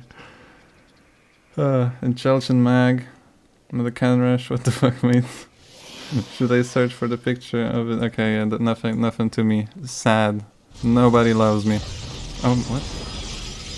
Okay, a little bit of a mistake here from Magnat, and he's gonna lose the pro, but he's going to see both the stalkers. He himself got a stalker sentry, so yeah, I mean, kind of standard. However, what is not quite standard is this gateway over here. There was one Protoss player who always went for that proxy gateway, for that proxy third gateway, every single time basically. I'm not sure who that was. I just remember that it was someone. Alright, so Mag is going to see the two stalkers. Hopefully he's not gonna lose the scout. That would be really, really rough, especially that there is a Stargate. You want to see the Stargate. Like, you know, losing a whole lot of probes to like a single oracle would really suck. So scouting the Stargate is quite good usually. Meanwhile, we have a Twilight Council, and also one more difference here. We have a Nexus against, obviously, well, no Nexus, and that third gateway being proxied. So Magnat actually in a little bit of trouble here. Like he has 3 sentries, and it's okay, but you know, you also want fighting units, and the battery is going to be helpful. But that's going to be a lot of stalkers really quickly here for Giant. Wait, oh, okay, Forge. I was like, the Forge? Why, cannons? No, I forgot, like, you actually get a Forge quite quickly in PvP. But it seems like Giant does not want to commit too hard. There is a natural Nexus, the Stalkers are going back, there is an Oracle, not a Void Ray, nothing like that. So, Magnat obviously wants to check what he's facing, so he's gonna send a probe over here, and I wouldn't be surprised to see a hallucination soon as well. Did he scout the Stargate though? I was talking about how he should. Yeah, he did scout the Stargate as long as he clicked on it. So we should see... well, maybe he didn't click on it because there is no battery and no stalkers in this mineral line. So... okay, where's the stalker? Okay. I mean, one stalker is gonna take a while, but I mean, it's better than nothing for sure. Okay, he is sending more stalkers here. He attacks his own assimilator and then his own Nexus. Oh no. And this kind of wall up here is actually working against him now. Losing 5 probes to just a single Oracle, that is not a situation you want to be in, especially if the Oracle gets away. A second one is going into the natural. There are units there obviously, and ooh, is going to get scouted by the hallucination. That's actually really, really nice. Unless Magnat did not notice that. Okay, seems like he did. Or maybe not. I'm not sure. Either way, Giant decides to join up the two oracles, and they are both going into the main. There is a shield battery, but against 2 oracles the battery is kind of useless. But in the end, Magnat is still very much ahead. Like, he's ahead on economy, he's ahead when it comes to tech. He obviously has his blink finished now. His +1 is finishing as well, while +1 for Giant literally just started. So yeah, I mean, Magnat is sitting comfortably here, getting his 3rd, you know, macroing up, scouting, you know, just playing his own game, and so far he's winning his own game. The oracles, ooh, the blink is going to take away some health from that oracle over there.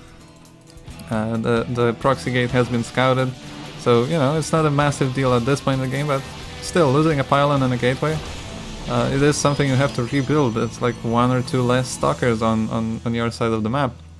And Magnat seems to be getting more and more ahead. Oh my god, the stalkers they're being stasised. It's not a word, but now it is. Stasised. It's so awkward to say. 3rd base now being acquired for Giant, but there is a 4th base already starting for Magnat. who continues to have that small but, you know, constant worker advantage throughout this game. We also see the obviously +1 against +0. +2 has been started a while ago. Char's been started. Magnet just playing this game really well. Not overextending in basically any way. Like, yeah, his army is not massive, but there are 2 oracles, you know, like it is like what, 4 supply, 6 supply. I'm not actually sure how much supply does an oracle costs. You know, these are not really combat units, and if you're defending by the shield batteries, this difference is not that big. Now Magnet also getting the Templar archives. This time Giant kind of keeping up with that, but yeah, still, Magnet is just a little bit better with everything in this game so far. So I would be really surprised, considering how conservatively our pink Protoss is playing. I would be really surprised if he loses this game. Unless, obviously, there is some really decisive push from Giants that just kind of, you know, kills Magnet, or this Dark Shrine is going to do better than one would expect. The Oracle is trying to fly in, wait, what? Fair enough. Was that like a... Did Magnet just want to feedback them, but he didn't realize it's not a Templar? Like, I'm not sure. Anyway, that was quite funny. Okay, I'm laughing at it more than I probably should. Alright, 4th base finally being made here on the side of Giant. I mean, both players is kind of sitting there, right? There's an observer here is going to try and see. Ooh, this is Oracle. This observer trying to see if something's going across the map. You know, all the small moves that you would normally expect. Although both players kind of lacking vision, I think. Look, okay. I would talk about it for longer, but now Magnet is pushing out, so we should probably. Ooh, oh, that's actually a decent catch. Like, you don't wanna be caught there escaping or something like that. However, that means that this push has been scouted, so now Giant knows that something is coming from this side, and is going to be ready for it. Ooh, oh wow, okay, oh, that's massive. That is massive. I think Giant should like go for it, like kill it. Giant. There's like half of the army being. Oh no, that was such an opportunity to take down a lot of this army. But now look at the army supply. Like, it's 98 against 70. And as I said, like, it wasn't a big deal when Magnet was behind because it was early in the game, the supplies weren't that big. Now this is a big deal. Nice blink to make sure that the entire army is fighting. And now we have a massive fight. The shield battery overcharge is going to be helpful, but it's not going to be enough. The amount of zealots surrounding that purple Protoss army is just so overwhelming. So is the power of these Archons, and I feel like this is going to be it. I probably should keep this up so you can see how the army supplies are changing, and they are changing very rapidly in favor of Magnet. GG, knew it would happen, is called. So Magnet takes this game.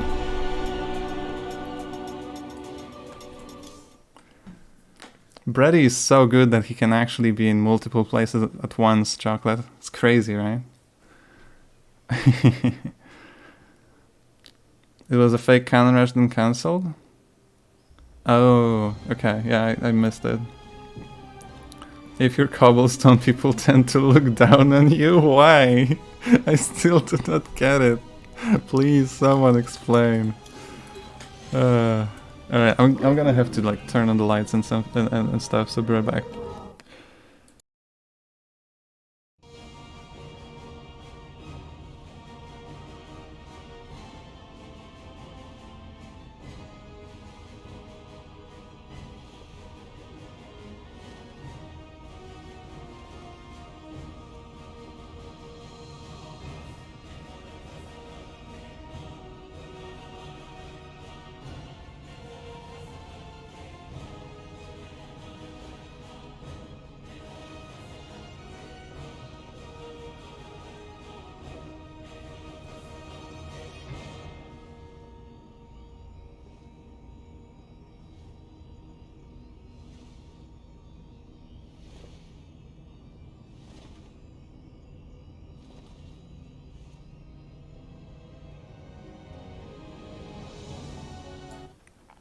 Okay, I am back. I turned on the light, I got my water. And yeah, hopefully I have my game soon as well. Give me the game. The game.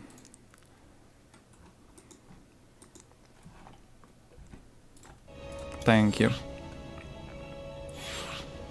Magnus PvP is looking decent. I mean, I'll trust you, Chelch. I'm not that good of a player, so I'll just assume, yeah, you're right. Here we go, second game on Romanticide. One of my favorite maps. It just looks good, and yeah. It's not funny if it needs to be explained, but cobblestone is at your feet. Oh, okay. Thank you. I appreciate the explanation. That makes a lot of sense now. Are you not aware of cobblestone's response to 12 pool? No, I am not. And I would like to know. I would genuinely like to know. By the way, Chocolate, I kind of responded to one of your comments, and I was like, whatever. But hi, nice to see you. How you doing? In general, how's everyone doing? Like, hell yeah, interacting with the chat like a professional streamer. Like, how's everyone doing? Genuinely, let me know. I'll come back to it in a second. Because right now, we need to introduce our players in the bottom right of Romanticide LE. We have the pink Protoss, the winner of the first game, which I should probably indicate. It is Magnus. And his opponent on the other side, the man, the myth, the giant. In the purple, as the Protoss. That was a little bit of a weird introduction, but hey, I'll take it. It was different, right? That's what matters. Nowadays, you just have to be different. You don't need to be good. You don't need to be nice. You don't need to be, I don't know, beautiful. You just need to be different. That's the message of today. Be different. Okay, actually, you should also be good. All right, be nice, be good, be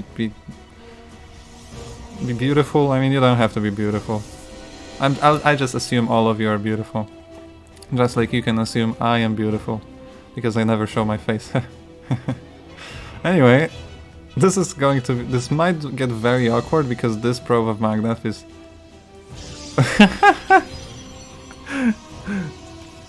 Alright, I like it. I like it. Yeah, I'll take this. I'm curious if both of them are actually going to proxy something. I assume Giant is going to go for that proxy gate. Because apparently Giant is the person that I remembered like getting the proxy 3 gate or proxy 3rd gate every single game. Oh my god, what? Okay. Alright, I dig it.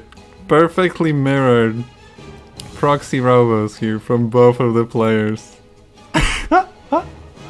Okay, not perfectly mirrored, because we have adepts on this side and actually stalkers from Magnus. I thought you get adepts with this build? Unless something changed, I mean, obviously I have no idea. Because why would I, right? My god, I really need more water.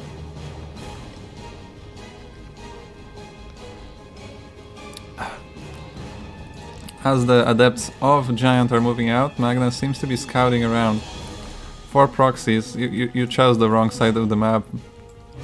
You chose the wrong side of the map, fool! Anyway, yeah, both players are just going to do the exact same thing. Oh wait, there's nothing. Oh no. Oh, there is no probe in the wall. Oh wait, what? The shade was cancelled. Oh, that's a mistake, I think. There is a shield battery on the high ground, so Magnus is not expanding. He's like, something smells fishy. The exact thing coming out of Giant here. Something smells fishy. I'd rather get that shield battery on the high ground and get some units out before I make any decisions. And this is just so awkward here. Oh god damn it. And I'm too late now. Finished learning. This is so funny. This is too funny. Oh, I love this. Alright, so ooh, Magna scouts it. Oh my god, he now has to be like ooh. Oh, I'm not sure if you want to show your immortal from this side. Yeah, I think that's a mistake. I think he should have waited a little bit there.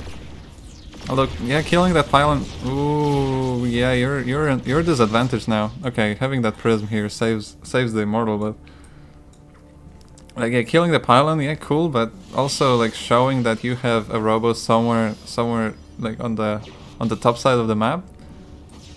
Unless Giant doesn't realize, but I mean, he should, right? Anyway, here comes the first battle. Does Magna has only one? Oh, he has only one immortal. Oh, that's actually a huge disadvantage in here, and he's gonna lose a lot of units in the middle of the map here. He has to like micro his heart out with that prism. Just grab the back unit. No, don't fight. Just grab the units and get out. Yep, you have the shield battery. You still have a chance. Don't be a hero. Don't be a parting. I mean, be a parting, but you cannot. So yeah, whatever. Actually, Mag sniping that pylon recall. Does he have recall? Oh, he does not have recall. Oh, that sucks. Oh, that sucks. But Giant does not realize where the proxy is. Magnet is going to snipe that gate because it has been discovered. And what the hell is going on in this game? All right, this proxy robo is going to get found out. There are going to be two immortals here. Oh no, he chrono boosted. He has no recall.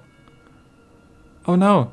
Okay, he's going to save one of these immortals. The second one, yeah, he's gonna fall, right?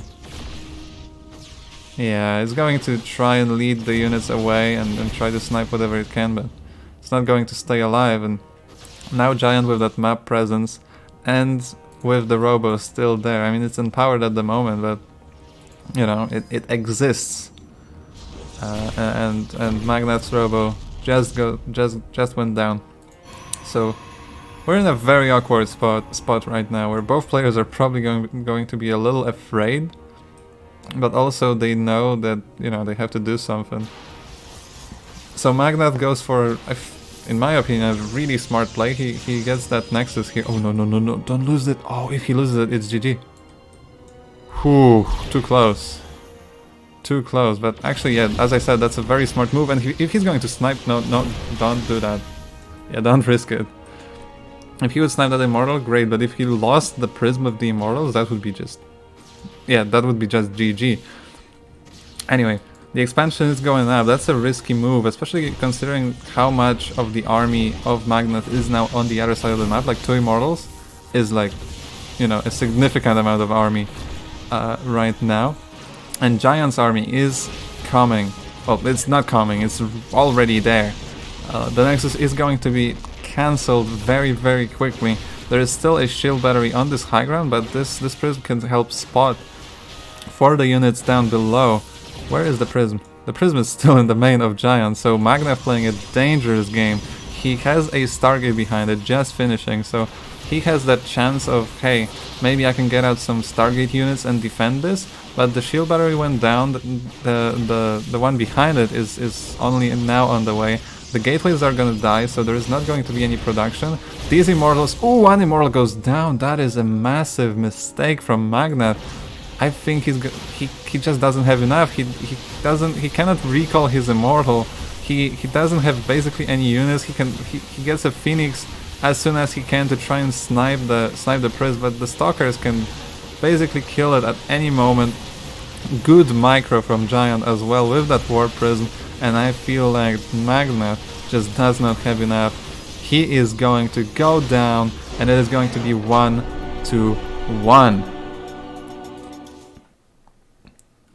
SMH, nobody responded to me. Come on, I thought Twitch chat is like the people are... I don't know, maybe I'm wrong. Maybe I was wrong about all of you the entire time. No, just kidding. Love you all. Right, that game was so fucking dumb. What was the third map? I don't remember. Lightshade? Light? Yeah. I think so. Yeah, that game was crazy. Like, what the hell? This game is a fiesta of the clown variety. I didn't realize how complex these two lines were until I actually read them.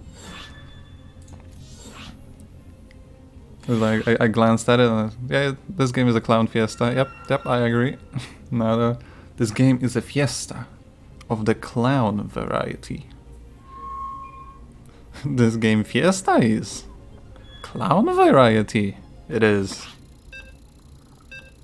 No wait. No, okay, I'm gonna stop. Yeah. Yoda impressions, not the best from me. Whew. All right. I really that was such an awesome game.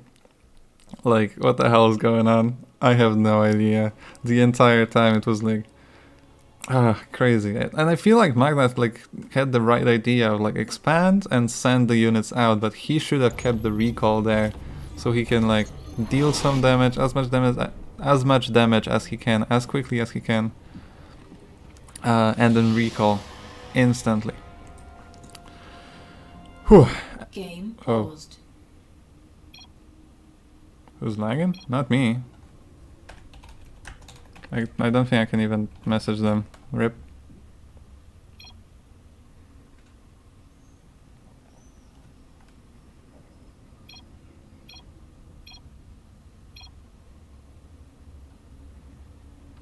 Well, that's... I hope it's gonna be fine. Oh no! No. Can I... Oh, I can message the party. Okay.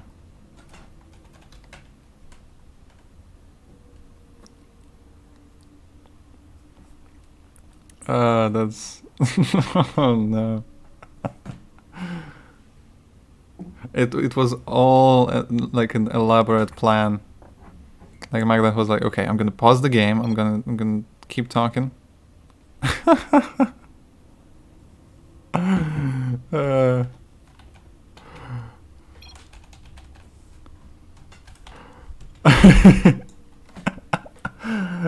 I'm sorry for laughing.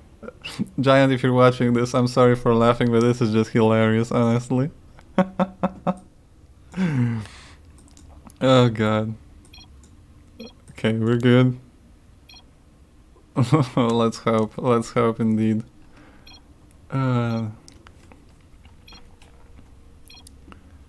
Okay, here we go. Game resumed. What was I saying? Oh yeah, I was talking about how Magnet like expanded and then went out. Oh yeah, I think I finished that thought. Anyway, game number 3 of the best of 3. In the top left hand corner we have our pink Protoss player with a probe already almost all the way across the map, stopping at 14 workers. For now it is Magnet. And his opponent going for what seems like to be standard. We have our purple proxy enthusiast. It is Giant. No probes out on the map for Giant yet, but what there is on the map is 2 gateways and a forge. What is this? Excuse me. And he's just gonna show a pylon here. I think he's trying to like... Okay, maybe not. He blocks, he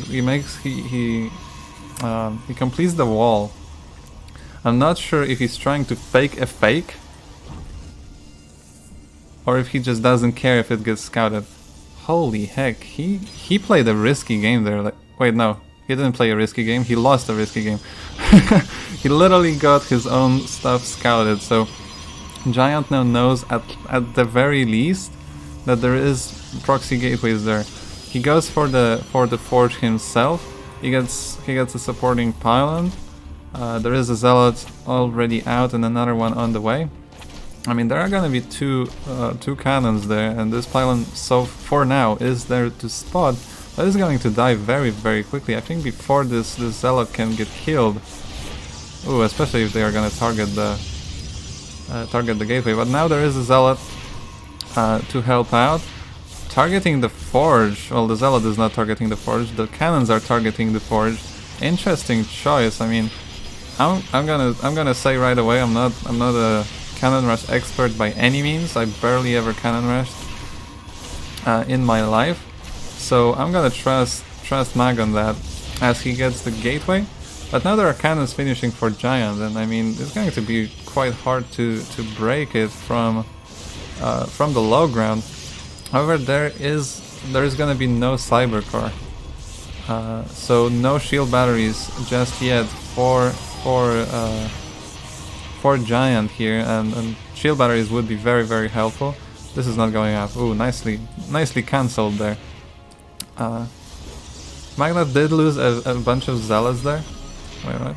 Okay, I thought he moved his zealots an accident. He's actually going to just sacrifice them. What? Oh, he's going to try and run past the cannons, and actually one zealot gets through. It's gonna get a scout. It may try to get a probe or two. I don't think it can even. Yeah, I guess it's just there for scouting, and it's gonna see that there is not really much going on deeper in the main base of our purple Protoss player. However, there is going to be a cyber core finished quite soon for Giant, but oh, rip. Please don't tell me it's GG. Okay, no, I think Giant stays. Thank goodness. But yeah, this cyber core is basically at the same time as the cyber core for Magnath. Oh, it's in the main. And Mag is going to expand behind this. Stargate is going to be the follow-up for Giant. I think Giant expects more pressure and probably like a proxy Stargate here, like that, I assume. Or it's just a counterplay here. Yep, the cannons are still there. The cannons are still there. Yeah, but these cannons are kind of useless now. Now that there is a stalker out, I mean, these cannons are eventually going to die. You cannot spot for these cannons because of the cannons of Giant. So this cannon rush is over. Wait, what? Okay, I guess he wants to force Giant to kill every single one of these cannons. So follow-up for Giant is going to be Void Race, you know, classic. Follow-up for Magnath is going to be a Twilight Council, and Magnath has to expect some kind of a counter push. Ooh, actually that's really good. Sending these don't finish. Okay, whew. For a second I thought he's gonna finish. Did he scout the Stargate? He did not scout the Stargate. I feel like he has to scout the Stargate. Nicely done spotting for the cannons with the shades, but you really do not want to lose these adepts. I feel like hey, it's cool, like getting some damage onto these stalkers and stuff, pulling them back as well with the shades. But I feel like the most important thing for Magnath right now is to scout this, because this Void Ray right now, it's gonna kill everything. Like, look, there's nothing here. Not a single stalker, not a shield battery. Is there actually... Okay, there are 2 stalkers out on the map right now for Magnath. But I mean, I feel like Giant just kind of wins right now, right? I mean, this Void Ray is just... Yeah, it's just gonna have free reign on this... on both of these bases. Recall is gonna get used, probably gonna scare away the Void Ray, but I mean, there are 3 stalkers now. There are 3 stalkers. As long as Giant just moves out across the map with everything, I feel like wait, what? Oh no, he queued up the commands. He could have at least gotten some damage onto that Void Ray. And yeah, I feel like if Giant just moves out across the map with everything he has, he's just gonna kill Magnath. He's just gonna kill him. He's just gonna kill him. Like, look at the army supply. 35 against 14. We can even take a look at the exact numbers. 5 stalkers against 3, 2 adepts, 1 sentry, 1 sentry. But there is 3 additional Void Rays there for Giant. So I mean, there go the 2 adepts as well. Oh, that's actually a real shame for Magnath. Like, that's his only hope of keeping a few units of Giant at home. Now all he has is a shield battery, a couple of units, and a dream. And I feel like you should start making a shield battery on the high ground and just give this up. I don't think you can hold this. But the shield battery is gonna get sniped instantly The stalkers are going to die eventually as well, and now and then there's gonna be no anti-air. The Void Rays can just kill everything. And yeah, I mean, what can you do here? I'm trying to think of a way for Magnus to get out of this, but I mean, all he can do is go upstairs. Oh my god, 13, 14 probes going down in the end. 15 probes going down in the end. I think there's a few more here that will die. And yeah, I feel like you can only sit on the high ground, get a shield battery, and hope that Giant move commands the entire army through your 5 stalkers and a sentry. But Giant just going to keep going, yeah. The Dark Shrine, very, you know, went behind Dark Shrine, but I don't think you can actually I don't think you can make it from that far behind. Actually, that was a nice blink. Magnus is going to get the Void Rays, but now basically all of his production is unpowered, all of his economy is dying. This force field not doing much, but it doesn't really matter. I mean, even if Giant loses everything here, I mean, there's 4 workers for Magnus, and I believe there is a bunch of units. Oh my god, yep. Not a bunch of units, there is a small army on the other side of the map, so Magnus, I mean, Dark Shrine, I guess, is his hope still, but he has 4 workers, and I mean, there's already an observer here, so yep.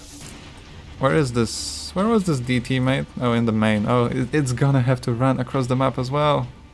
Oh no. Go, Zeratul. Go. No, actually, I shouldn't name him Zeratul because he's going to die very quickly. Alright, this is the story of a lone Dark Templar. He lived in the shadows, running through the battlefield, and then he fucking died instantly. GG, well played. Good luck as well. And Giant takes it. Rest in peace, Brady, indeed. Yeah, I mean, we can take a look at the graphs, I guess, but I think we can, like, imagine the graphs just from how the game went. Well played by Giant. Well defended. That was a very weird build. Apparently it's unbeatable, but then Giant beats it. Does that mean that Giant is now unbeatable? Well, we'll find out. We'll find out if Giant wins the entire tournament. It is possible, you know. It is possible.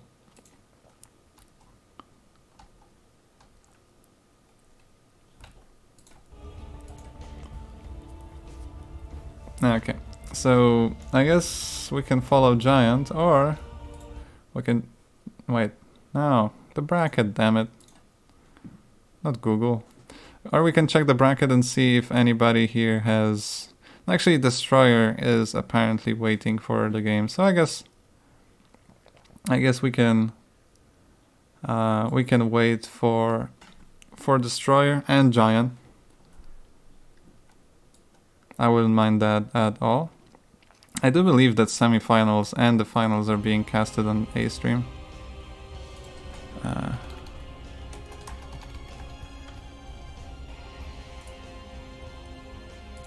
I'm just gonna make the party, I guess.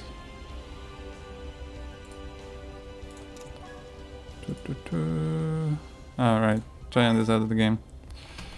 So let me just quick break. And yeah, I'm just gonna keep going with Giant. That's the simplest way, I think. While we're waiting though, I guess we can check out the bracket. Let's see. Any surprises? Well, Daniela against Xylophone is still going. Cobblestone won. Actually, hi Cobblestone in the chat. Nice to see you. Everyone is shitting on you, just saying. I'm not gonna throw any names, but they are very mean to you. That's all I'm gonna say. Shaker lost. Against XPA though, so like no shame in that, but still one of my favorite players as well. Obviously Destroyer won his game. Reality won. That's That's nice. And then he lost to Kiwi. I don't mind that. I guess. I mean, I guess. I kind of hope Daniela wins. And I mean, Daniela against Cobblestone. I'm not sure because I kind of want to see. Not sure. That long.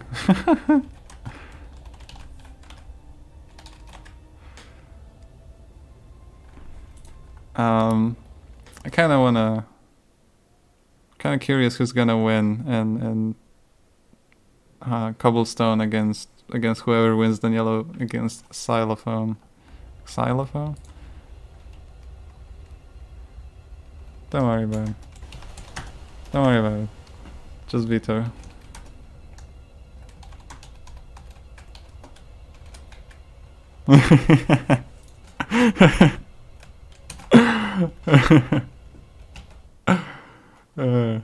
Right. So yeah, I feel like out of these games, I mean, I wouldn't mind getting the Cobblestone game. I wouldn't mind Kiwi game. I wouldn't mind any of these games actually. Honestly. But yeah, I don't mind Giant against Destroyer. That's what I'm gonna go for because that's this or that's DS or whatever. I'm gonna go with Destroyer because that's a little too hard to pronounce. Get it? That's a little okay. I'm sorry. Not very funny, is it? Okay. Okay, I'm just gonna be right back. And enjoy the bracket.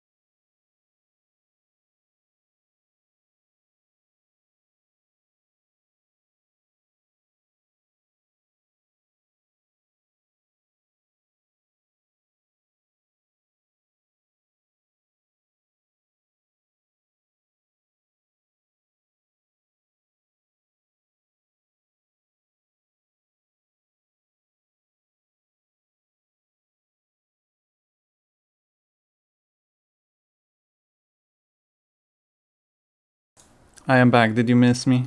I'm sure you did. Alright. What's the first then? Romanticido. Row your boat gently down the romanticide.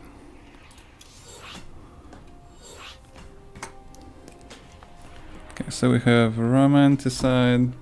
Oh, we have Beckett. Fantastic. Beckett. Light shade. Alright. Written down. Ready to rumble. Now match history. Obviously, I'm gonna be the referee for this match. And we're ready to go. I mean, I am ready to go. Giant apparently isn't. I mean, wet mouse can can be an issue, I guess. I'm not sure. I'm kind of curious what the issue is, but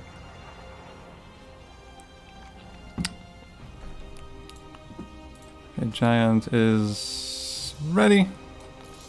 Let's go. I should probably post the link as well. Wait, what? Cobblestone 12. Oh, I got I got Cobblestone 12 full response from Chelch. This is fucking great, man. This is great. I'm gonna show it on stream in just a second. I'm just gonna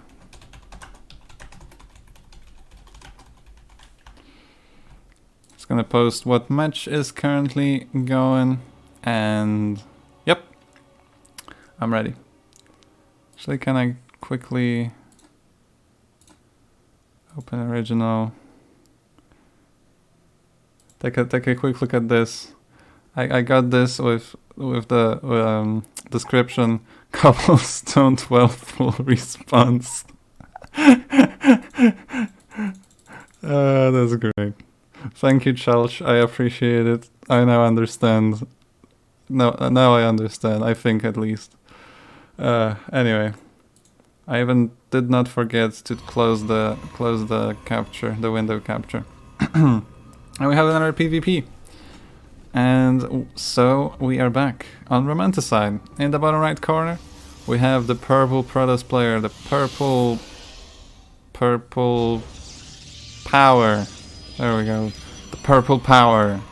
It is Giant. And on the other side, the green G. The green gangster. It is Destroyer. Wow, fancy. Alright. Seems like both players decided to go for that high ground wall. Although I've seen like people having a lot of success with one gate expands on non-ramp maps. So maybe we'll see it at some point. Giant hides a probe in the corner. Is he gonna hide the pylon there? That would be such a cute move. The green probe is going to come in and scout. It's also going to try and deny some of that mining time. Nice little moves. I like that. I always enjoy nice little moves like that. And yep, the pylon is going to be hidden over here. The green pylon, the green second pylon though, is in its place where it should be. Right? Okay, where it should be if you're a Terran or a Zerg. And in a very unusual position if you're a Protoss player. Wait, actually, ooh. Okay, I like that. I mean, I'm not sure if I like that, because I mean, if you're proxying it, you may as well proxy it across the map. Am I crazy? I mean, I guess it's easier to defend later on in the game, but well, maybe I don't know something that Giant knows. Well, anyway, now Destroyer knows. So this has been basically instantly scouted. I mean, if you don't place your pylon in your main, I guess you have to like you have to anticipate some scouting probes going around the map, right? I mean, Giant still has obviously like the additional gateway units in the early game, so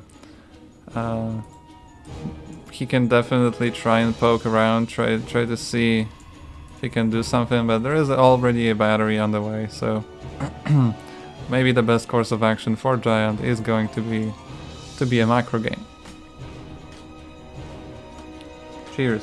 Don't forget to stay hydrated.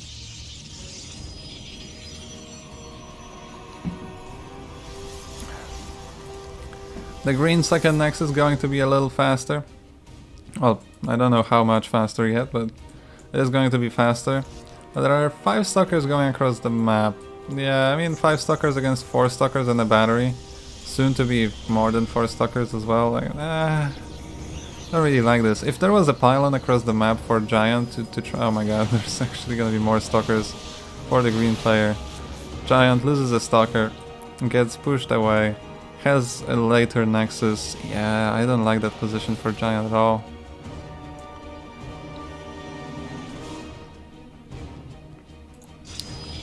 Yeah, look at that. Destroyer is just going to play his macro game, and I don't blame him. Like, you basically defended aggression. Well, he basically defended aggression.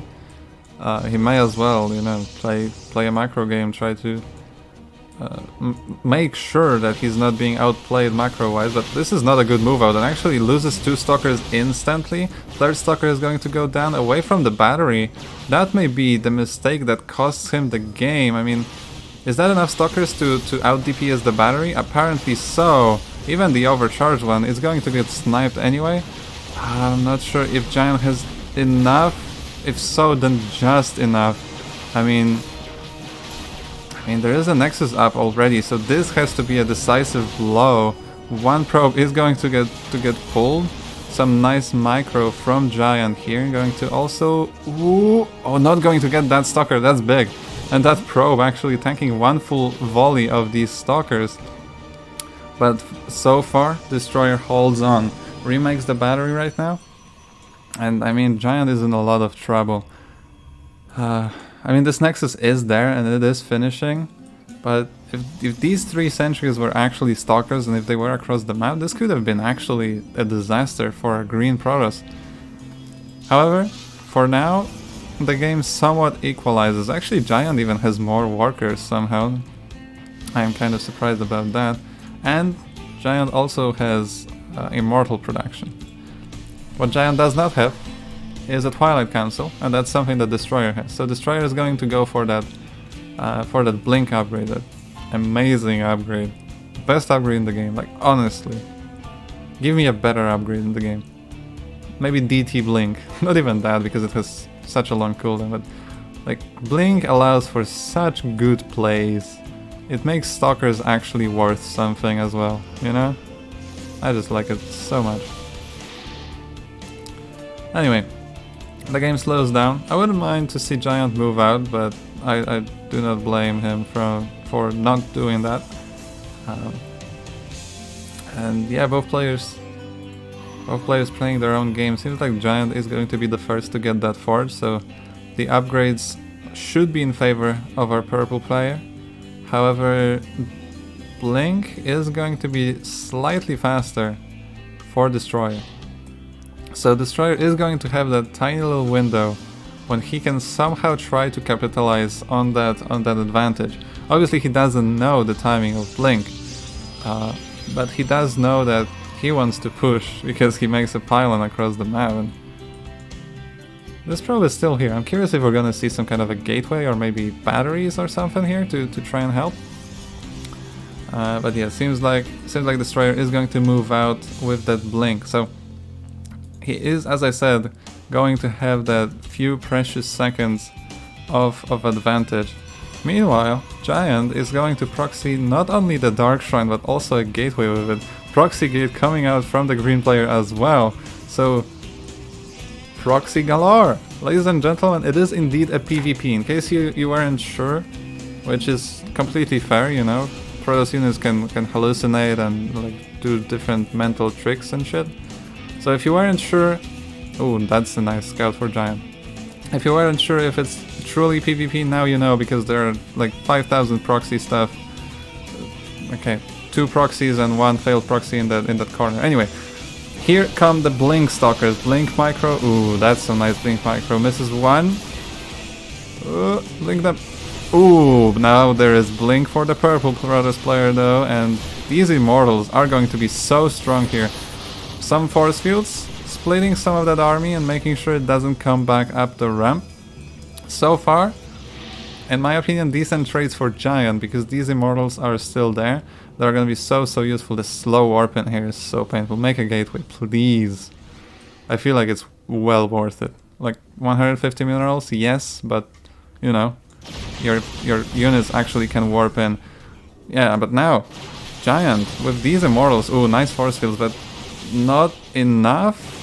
I don't think, like, 3 Immortals are going to shred these Stalkers. I think 3 Immortals one-shot a Stalker without upgrades, if I'm correct. Either way, yeah, I mean, these Stalkers are just being shredded, these green Stalkers, I mean. And now this proxy is going to get taken down, which is, you know, always a sad thing for the proxy enthusiast. I think I settled on that. And now, seems like we're back to macroing. We have these little skirmishes with giant... Wait, what? Huh? Hold up, what? What? Okay, I don't wanna hold up the players, but what? Was there a DT somewhere? Is that what happened? I feel like that's what happened. Because there was obviously the Dark Shrine, and I assume that's what made Destroyer GG. Well, Giant takes the first game. And the second one is Beckett. Yes, thank you very much.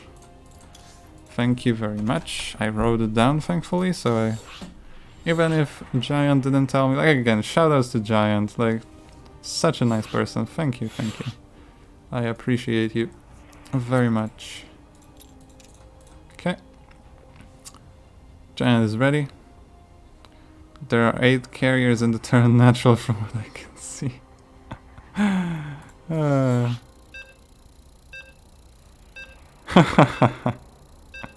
Nice.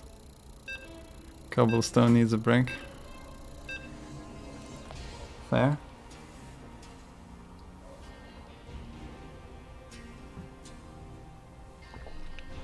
Also, hold up. 8 carriers in the turn natural? How does that happen? You need +1 to one-shot Stalkers? Oh, okay. I think... Wait. I'm pretty sure Giant had +1. Maybe I'm wrong, though. Anyway, thank you for the information. I'll hopefully remember that. GLHF less than M3.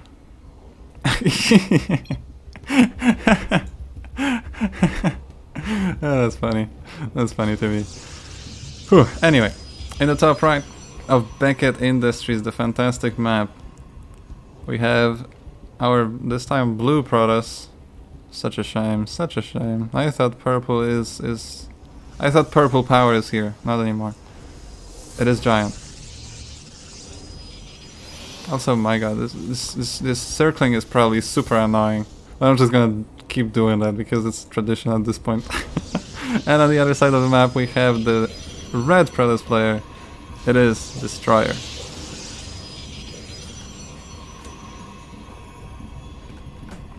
There we go. I even updated the scores. Hey, there is a command for Matcherino actually. I'm pretty sure I set it up. Anyway, back to the game. So the red probe is going to come in to scout, or try to at least. Meanwhile, the blue probe. Wait, is it actually going... Okay, now for a second I thought Giant is not going to proxy and instead going to scout. No, let's be honest, guys. Like, not proxying in PvP? No way. Alright. This probe actually didn't see the insides of the main base, but I think Destroyer is safe to assume that there is going to be some kind of a proxy. He doesn't seem to be going for a proxy okay, never mind. Never mind. There's going to be a proxy Stargate, which I kind of predicted. I should have said that because now nobody's going to believe me. But I kind of predicted because of the positioning of the pylon. So we're going to see some good old proxy Void Ray. I'm curious to see what the red Protoss is going to do. If that's just a fake. Probably not, because the probe is still hanging around here. Destroyer is going to try and scout, and eventually he's going to find it, but it is going to be quite late, as he's going for the robo. Ooh, you don't want to be going for a robo against a Stargate, and that's exactly what's happening here. Ooh, the probe actually going to scout it already. I mean, already. The first Void Ray is on the way. The batteries are finished, so this Stalker is going to have a hard time killing basically... These Stalkers are going to have a hard time killing basically anything that's here. I wouldn't mind to see a second pylon just in case. The hero probe kills 1. Oh, actually, Destroyer is going to pull the probes to try and kill this as quickly as possible, but I don't think it's going to happen. I mean, draining these batteries is obviously nice, but now the Void Ray is here, and suddenly these probes are in a lot of danger. A Stalker falls, second Stalker also going, well, not going down just yet, going down now. The probes not quite attacking, not quite focusing, and there's still one full shield battery, and it's going to be straight up GG from Destroyer, and Giant takes it 2-0. That was somewhat of a build order loss, which is always sad to see. But I mean, well played for Giant, obviously, especially the first game. I feel like the first game was really good for Giant. Just the engagements were, yeah, they were just good, in my opinion. You can judge me on my opinions. Feel free to tell me how wrong I am. But yeah, I think the engagements were really nice. And we're done with another series. That was a quick series. Alright, let's take a look at the bracket. I said, let's take a look at the bracket. There we go. So, semifinals, I believe, are going to be casted on the mainstream. Which is a real shame. I mean, I probably can obviously cast it myself. Like, why not? Hey. I'm obviously better than the mainstream. No, just kidding.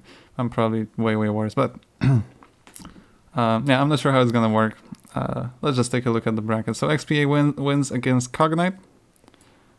I'm not sure about Cognite's level. I know XPA is pretty damn good. So Giant is going to have a challenge for sure. Kiwi still did not get his opponent because Daniela and Cobblestone are still fighting it out. Yeah, I'm pretty sure the semi... Magnath, are you still there? Can you let me know if the semis and finals are being casted on the mainstream? Gonna say I'm pretty sure that's the case.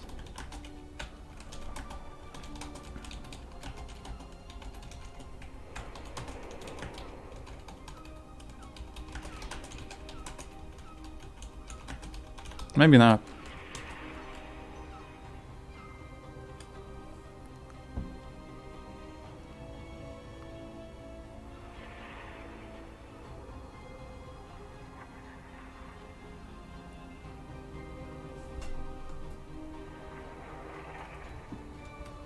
Wait, Giant versus Cognite? Not Giant versus XPA? Yeah, there you go.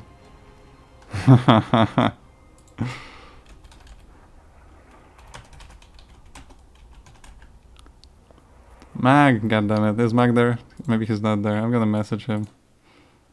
Let me figure it out. Actually, I can message Gator. The semis are casted on the mainstream, are free to go.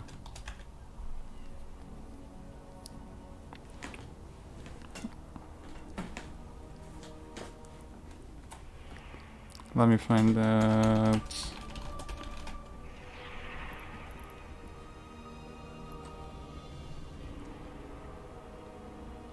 They're both gonna be casted by one of Dave or Richie. If you wanna stop, you can.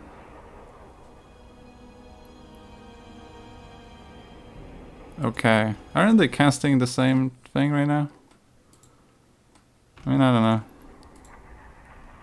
You take one semis. Okay. So I guess I take XPA versus Giant.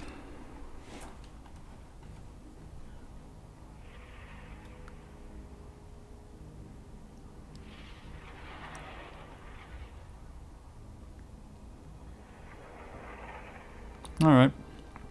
Thank you, Mag. Appreciate it.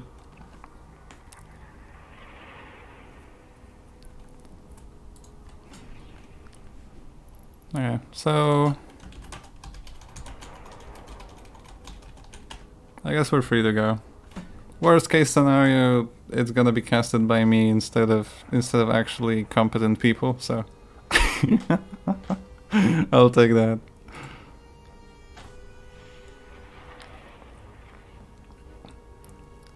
Yeah, it's gonna be a good one, right? It's gonna be a good one.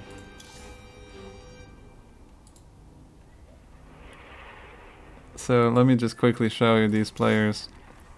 We have a Diamond 2 Protoss against a Diamond 1 Zerg. Diamond 1 Terran actually. So, you know, it's pretty close. Pretty close.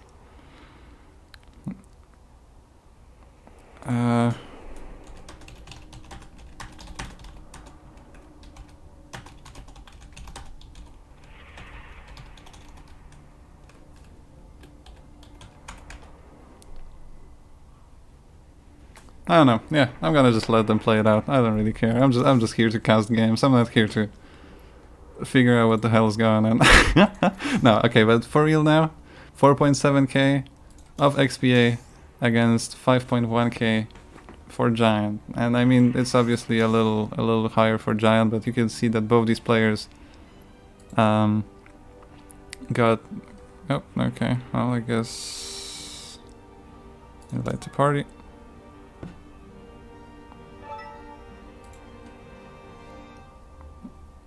I mean, I'm just gonna cast both. I'm just gonna cast it. I don't care. We got 2 games and 3 streamers, so there's gonna be some doubling up somewhere. I guess I can go to I don't know. Yeah, again, I'm just gonna do what they tell me.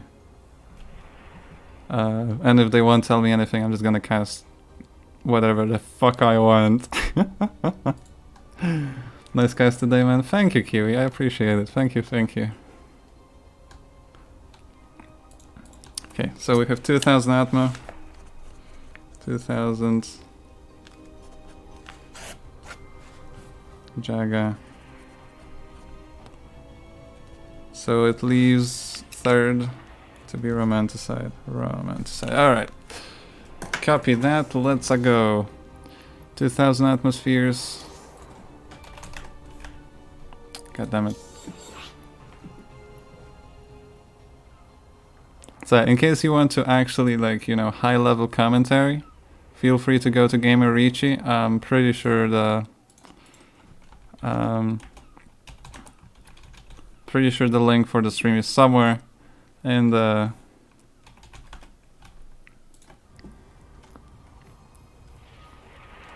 Legion Cup server. Sorry, I was typing, so I had a bit of a brain lag. My bad. Giant, you there? I'm probably downloading or something. I don't know. There we go. No match history. Let's make sure the actual players are playing. I'm gonna give both of us referees, and yeah, just waiting for the players, from the players, and we're good to go.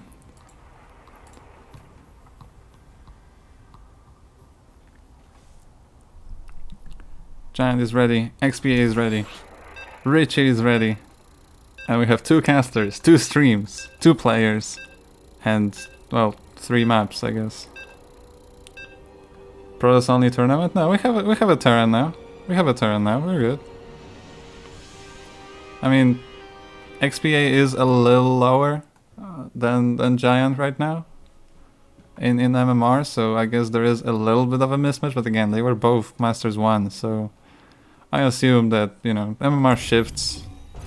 It always depends on, like, which matchup you're feeling good with, and etc. So, you know, I'm pretty sure we're gonna get some good games. Oh no, they're purple against blue. That's gonna be, I mean, not that bad, but it's not gonna be nice on the minimap, for example. Whatever, I'll deal with it. I'm a strong man. I'm a strong, independent man. But here we go. In the bottom left-hand corner of 2000 atmospheres LE, we have our purple Protoss player, our giant Protoss player. It is. I mean giant, like I already said it, so it is the big boy. Big boy is partying though. Close enough, they are close enough. And The one proxying the barracks in the first game. I cannot believe this. It is XPA as the Blue Terran. So, yeah, that's happening. There is a probe going across the map, so it is going to get scouted. But I mean, from my experience, from my personal experience, also XPA is from CSO, and obviously Giant is from Platinum Heroes. From my experience, it's always kind of tough to figure out how you want to defend against a proxy. Obviously, these players are way better than me, so I'm pretty sure Giant just knows exactly what to do. They're gonna see the lack of barracks, obviously. You're gonna see the two gases, so it's like, yeah, it's gonna be Proxy Reaper, 100%, and he's gonna have like the perfect response ready, right? I would be surprised if that's not the case. But I mean, it's still tough. Like, you don't really know if the barracks isn't here or here, and if it's just not gonna float. You don't know if it's going to be a full-on proxy or if this factory is at home. You don't know if maybe there wasn't a command center built somewhere, right? Ooh, that's a really nice catch, actually. Well, now you know, but usually you don't really know what's coming until it's already there. So scouting that is massive. You could even say scouting that is a giant. Okay, no, that doesn't even make much sense. Anyway, scouting that is a massive deal here for a Protoss player. So yeah, now I feel like Giant has the advantage. The Stalker comes out, so this Reaper is now going to have to go away. Reaper, Reaper, go away. There was like a song, right? Like Rain, Rain, go away, something like that. Whatever, I probably shouldn't say things I'm not sure about. That's a big issue though. That's really hard. Okay, now there are two Reapers, but I mean everything is scouted. So, I mean, unless these Reapers somehow take down the Stalker with a shield battery behind it. Well, two Stalkers with a shield battery behind them. I mean, I don't really see this doing much damage. So far a fantastic start for Giant. I mean, the natural is there for Giant. The tech just started, we have the Robo, right? And, I mean, there is a proxy starport, but this natural just started for XPA. Like, look how much later it is compared to the Protoss, and yeah, it's just a massive advantage for a Protoss player. Oh, okay, it's going to be Cloak Banshee, proxy Cloak Banshee. I don't see that often. I don't think anybody sees that often, but ooh, the Stalkers. Ooh, if Giant sends the Stalkers just a little bit to the left, I don't think he will, but if that happened, that would have been basically game over. But, oh my god, look at that. How? What? Wow, that's some map hacks right here. It's like, yeah, it's probably gonna. I mean, the Observer is probably just to scout. Like, it's not nothing unusual really. To grab the Observer, but it's also a perfect response to what's happening right now in this starport. There's also Blink coming. Like, I mean, Giant is in a fantastic spot so far. 38 to 29 workers on its own is already fantastic, but having the counter to, is he gonna scout it as well? Okay, no, almost not having.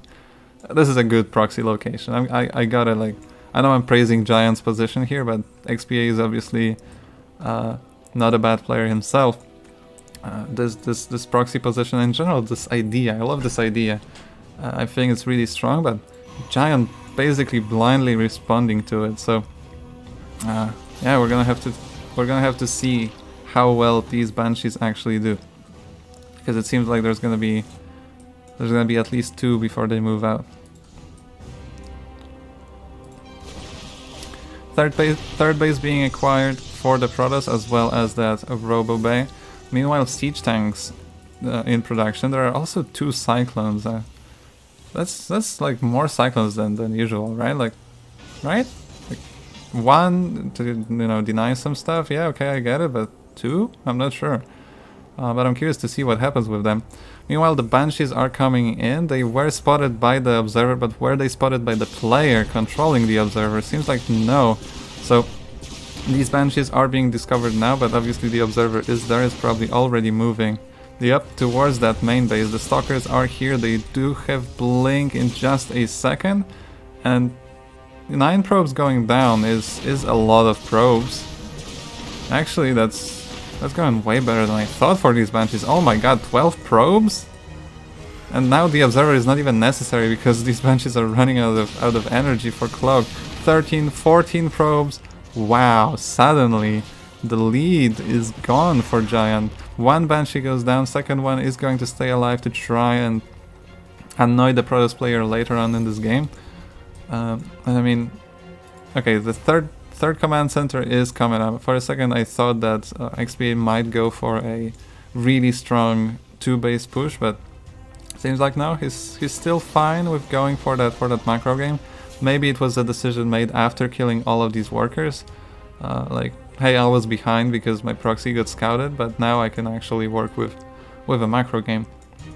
And I think he can. I mean, the worker count has been equalized and he's gonna move out. Anyway, I mean, it's a very strong timing. The combat shield steam finishing up, +1, well, not quite there yet, but eventually it will be there. But oh my god, perfectly catching XPA a little bit out of position and blinking to that main base, but now going deeper and deeper. Giant really wants to snipe this command center, and yeah, he gets the cancel, but now all of the stalkers are basically dead. Maybe a few SCVs can still go down, but other than that, I feel like these stalkers are kind of dead. Was that really worth it? I feel like delaying the push makes it worth it, because I mean, yeah, you lose a bunch of units, but you gain time to get another Colossus out, to maybe finish charge, right? And you know what's coming. But still, this is kind of terribly small army. Like, I mean, there's a bunch of force fields here, so I guess if you hold a choke like here or here, you can try and make it work, but I mean, I'm not sure if it's enough. I'm very much not sure if it's enough. This Terran army is going to get caught unsieged, so that's really nice. A siege tank is going to get hurt. A bunch of Marines maybe also gonna get taken out, and there is no medivacs with this army at the moment. The first two are joining right now, so in the end, if Giant can control it well enough, he can defend, but that's still a very, very scary push from the Terran player. Second Colossus joining, charge is now finished up, so that's going to help our Protoss player immensely. Especially if he sets up a surround. But how do you set up a surround from this position? I guess you go all the way around here. I would not mind that. Oh, don't be losing. Yeah, don't be losing units for free. That's never good, no matter who you're playing and how. But yeah, I feel like slowly but surely the window to attack for XPA is closing as more and more charge loads are joining this army. And the third Colossus is slowly finishing. So this standoff is going to end eventually, and I don't think it will be a fantastic end for XPA. No, I mean, it's a lot of siege tanks. Like, going after this Bioforce is going to be really tough, unless there is going to be some force fields trapping them away from the siege tanks. Or there is going to be a surround. I would love to see a bunch of Zealots being sent out, as I said, around here and over there to draw some of that tank fire. The third Colossus is here, more and more. Ooh, don't lose it, don't lose it. Oh, that's a massive loss. The third Colossus goes down for free, and now actually Giant decides to go and attack this army. Is this enough? I think it's barely not enough. With the amount of siege tank fire, the force fields are good to prevent the bio from pouncing on the Colossus. Well, lone Colossus now. But I'm not sure if this was the trade Giant was looking for. And look at that, this Bioforce is still so dangerous with three tanks behind it. There are now Templar joining the Protoss force. Ooh, this has to be so unnerving. That I guess he decides to go back, and obviously Giant wanted to snipe a bunch of units, gets a tank, but nice pickup to save some of these units from XPA. So well done, but ooh, some really good snipes with the blink from the Protoss. And I mean, now the Protoss is on the offensive. I don't think it's a great position to be in right now. And the force fields should be there, and they are. And They are really nice force fields as well. But I feel like this is more like a, yeah, I'm gonna pressure you, I'm gonna try to deal some damage, get a barracks here, get a get a refinery if I can, and get the hell out before my entire army dies to siege tanks. At least I hope that's what's gonna happen. And yep, that's exactly what's gonna happen. As soon as the Archons hit the field though, and the Templar obviously, we see EMP being researched. The EMP size being researched rather. Sadly you don't, I mean thankfully you don't have to research EMP upgrades. Not biased at all. And now, ooh, this is scouted. This is scouted, right? I saw the army moving back, and yep, there are stalkers here in position. They are going to take down one of these medevacs, but I mean this is still an awkward spot. Like the army of the Protoss is so stretched out, and there are two random ass marauders in the main as well. I mean, yeah, you can warp into Zealous. Okay, the Colossus and Blink are going to be quite helpful in cleaning this out. But that was a little bit of an awkward defense, I feel like. Obviously it worked out in the end, but whew, but yeah, constant pressure from both players. Crazy how they are keeping up with this. Now they're going to try and keep up with the economies of each other as well, as Giant takes that base. However, XPA has already basically finished his fourth, and Giant is going to take a look. Alright, there is no base here, I'm fine. And then, oh, actually, there is a base, and it's already there, basically.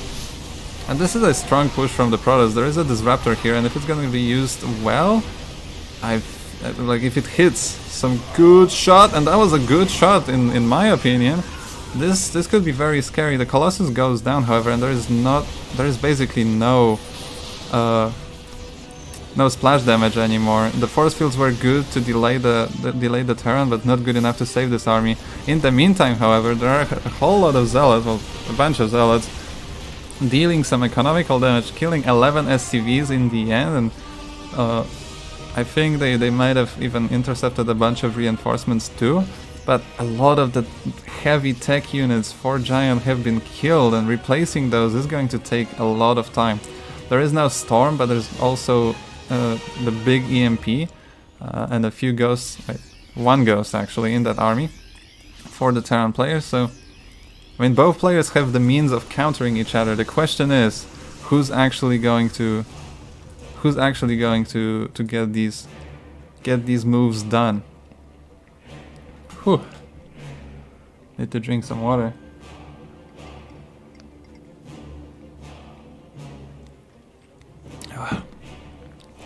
And as I was drinking the water, 2-2 of the for the Terran finished, which is, oh wow, a bunch of Zealots again being a nuisance, killing 4 SCVs, you know, pulling the army of the Terran, scouting what's there as well.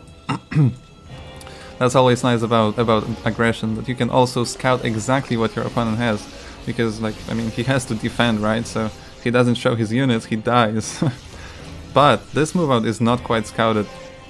And okay, it is scouted now because of this observer, but the Protoss army is so out of position right now that this base, I feel like this base is completely dead right now, right? Like, that's a lot of stimmed bio, and it kills buildings like no tomorrow. And there is no tomorrow for that Nexus as it goes down. And ooh, Giant really wants to attack, but AMP is landing on the entire army, on all of the Templar. That was a terrible engagement, and that was for nothing as well. This Nexus was already dead. You don't have to defend something that's not there.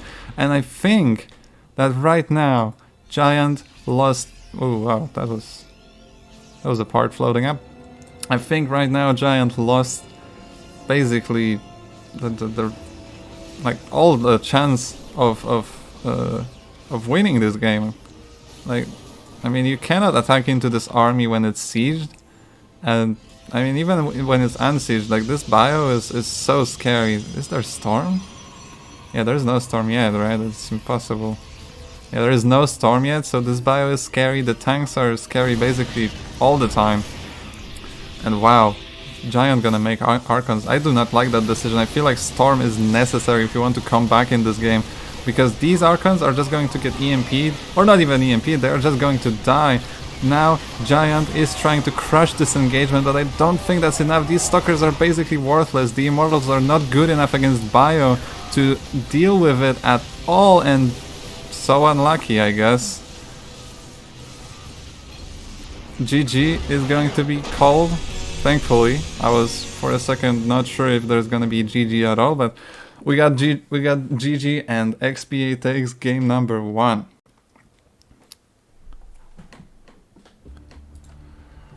Whew, what a game. Constant pressure. Constant pressure. Alright, map number 2 is Jagannatha. So let's go there immediately. Let's not make our players wait, let's not make everyone else wait. Although I gotta check. Alright, it is possible that we're gonna triple cast the finals, I'm not sure. Giant XPA, alright, that's fine. Giant is ready. XPA. Oh right, race check, that was close. Okay, it would have been a TVT. That would not be fun for anybody. I mean maybe for XPA and maybe for me as well. Okay, that would be fun for very few people. Let's stay on that, shall we? Like I would be laughing a lot for sure if it was a TVT. It would be like, oh, I'm not the only one making mistakes. That's nice to know. What actually is that? Like, what's the process when someone like gets the wrong rank? Race, excuse me, like wrong rank. If they accidentally turn GM or silver, what do you do? No, like what if someone gets Terran, like chooses Terran on accident? Do you just do you just restart the match? I assume so. Like that would make sense. It would really suck if you like got disqualified or lost the game or something. Anyway, we are back. This time on Jagannatha LE. In the bottom left hand corner we have our red this time Protoss. It is from Latum Heroes, Giant. And his opponent on the other side we have the blue Terran player. This time not proxying. It is XPA from CSO. CSO Esports to be exact. That one I actually know because I've been working with them for a while. So it's like something South Africa. Does it say here? No, not quite. What was the C for? C4, explosive. No, like C clan South Africa? South Africa, right? South Africa. SO. Yes. That's totally, yeah, whatever. Okay, let me just stop because I'm embarrassing myself. There is a gateway out on the map. So this time, Giant is like, yeah, I got proxied last time. Alright, let's see how you deal with a proxy. So we have a gateway at home, a gateway across the map, a Zealot being chrono boosted out, and a command center being blocked. That's gotta be so annoying. Actually, there is no Reaper. Ooh. I'm not sure if it's good or bad for Giant here. Wait, what? Was that an accident? Nope, that was not an accident. I guess the proxy was scouted? I guess the lack of the Nexus was scouted. That's what was scouted, so immediate cancel on the add-on and immediate bunker starting. The Zealot comes in, is going to try and deal some damage, but 2 Marines and a few pulled SCVs should be more than enough to kill it. Meanwhile, the sneaky probe almost gets the SCV, and actually it's not being killed. You can get it! Probius! No! Probius! Oh no, he was so close! Imagine that probe getting the kill. Oh no, Probius! That's a real shame. Anyway, 2 Stalkers are now out as well. The Zealot actually somehow survived that engagement, and I didn't even realize. I counted it as dead. But now there are 2 Stalkers. 2 Adepts are on the way as well. This command center, ooh, nicely done being delayed, but a few final touches and it should be finished. And oh my god, saving that SCV, loading it up into the command center. Very nicely done. and XPA in a fantastic spot. So it is not going to be, well, I mean, I don't want to call it yet, but last game XPA played really solid, so as long as he wins this, it's going to be, it's not going to be a only Protoss tournament, so I'm sure a lot of people are going to be very happy. A Hellion sneaks out. The Stalkers did not quite spot it, did not quite get it. So it is going to be a nuisance on the other side of the map very soon. The Adepts are going to try and shade in, and actually they manage it. Ooh, they can deal some damage and maybe make that game playable for Giant again. Because right now it's not fantastic, but with all the mining time lost right now, I mean, I wouldn't mind a few more SCVs dying, even if it meant losing these Adepts, because these Adepts are going to go down eventually. And I mean, oh, that Hellion is so annoying right now. Forces a recall as well, gets 3 probes, so suddenly these SCV deaths on the other side of the map do not seem as great as they did just a second ago. And I mean, yeah, Giant saves the Adepts, which is obviously very nice, but still, that proxy and that initial damage was not enough to put Giant really ahead. So I have to try and conserve my voice a little bit because it's kind of slowly dying. I can feel it die. Not a great experience. I do not recommend it. I'm trying to drink tons of water, but it's not quite enough. I guess that's what happens when you suddenly cast for 3 hours straight. Excuse me. So, we have Blink and... Whoa! We have a Mind Drop that got only 2 probes, so nicely done from Giant. Sorry, I was focusing on trying not to... trying to drink some water. Trying to stay hydrated. So, yeah, the Mind Drop does not get much done, however, it's still there, and that's... I'm gonna be talking about it every single time. If you keep your Mine or Hellion or whatever drop alive, it's so much better than getting a few more probes, because you keep the danger, right? You take the attention of the Protoss, and he has to, like, you know, check this area on the minimap constantly, and yeah, you can just come back in and maybe get some more damage because they are distracted. Nicely done from Giant here, losing just 1 more probe here. And ooh, Blink just finished, so maybe, yep, this medevac finally goes down. But if it's, as long as the medevac is there, it is the constant danger that is gonna come back in, right? So you always have to be careful. And that's so good. Like that's so bad for the opponent and so good for you. Therefore, that yeah, I feel like Terrans should put more attention, just keeping their drops alive. The initial ones, that is. Because the latter ones are kind of expendable, right? Doggo! A bunch of these stalkers are going to move across the map. They're going to try and see what they can do. They're going to scout. But I mean, XPA is looking very healthy right now. Like, he's getting his 3rd command center. He has quite a big marine army, actually. There is a Raven as well, so DTs are not an issue. What if they ever come? And yeah, Colossi on the way. Basically your standard PvT at this point. I guess Giant does not have the army, but as long as XPA does not attack, which he seems to actually be very much preparing for. I assume he's gonna move out as soon as the upgrades are gonna start finishing. What happened this game? Well, there was a proxy. I guess that was Max Packs. I don't know. I still don't know what Max Packs is, but yeah, there was a Zealot, a bunch of gateway units. They delayed the natural from the Terran for a little bit, but there was a bunker already there. Like, XP was very ready. And yeah, now we're here. Basically, you know, your standard game. I think.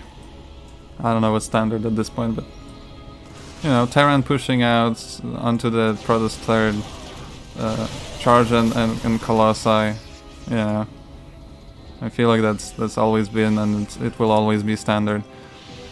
And this time it seems like the army of giants seems much healthier than last time.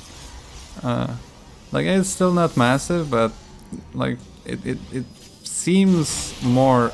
It seems better. I mean, there's already like 2 Colossi out. One of them is going to get interference matrixed. But ooh, very nice force fields here. Also nice pickup though from XPA. Look at that. I love this. I love this dynamic here. Both players microing this really well. And ooh, 2 cheeky mines are actually gonna... Well, one of them is gonna go off. So yeah, it could have gotten a whole lot of stalkers. It got just one. Damaged a few more. Not the biggest of deals, but you know, every edge is important in this game. Right now, Giant is going to try and counter, but these 2 siege tanks are just so strong, and this position of them is also really strong. I mean, the speed zone is going to work for Giant, but I don't think it's quite enough to just push in there.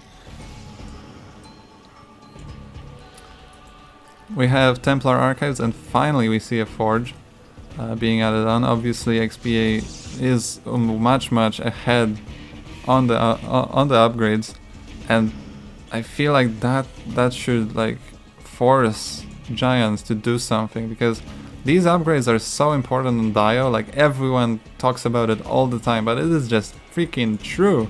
Like Marines attack so fast that every single upgrade on them is so massive. But so is like armor upgrades on your units, on Protoss units in this case. Like if you can prevent these Marines from dealing additional damage, it's also quite big. 2 cheeky zealots making their way into the natural. This has to be so annoying for XPA. Like he's getting hit with those random ass zealots constantly in the previous game as well as in this game.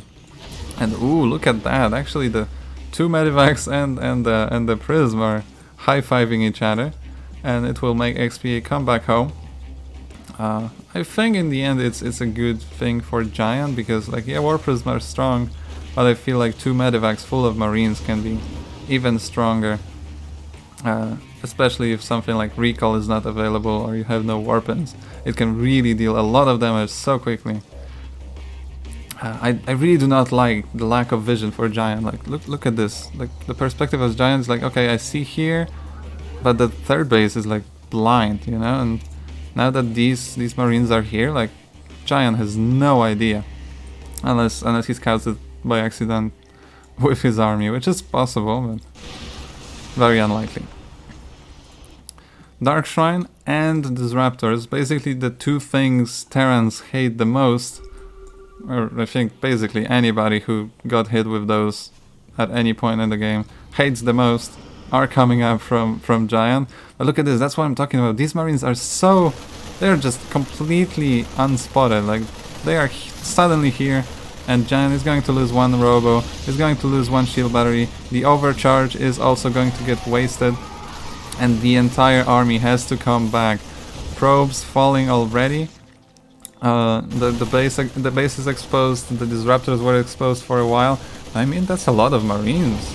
Okay, XP is not going to risk it, but I feel like if he knew how far the Protoss army was, and ooh, don't lose it though. Oh, he's going to lose them anyway. Oh, that's so bad. I mean, XPA is still ahead on army supplies, so that tells the story, but that is still quite a terrible trade. Duh. Like losing 2 Medivacs for free, yeah, not the best trade, you know. Okay, it wasn't really for free. Like he got some damage, he delayed some mining time, but I feel like he could have taken out the Nexus if he really focused it. But right now, again, look at this lack of vision really showing.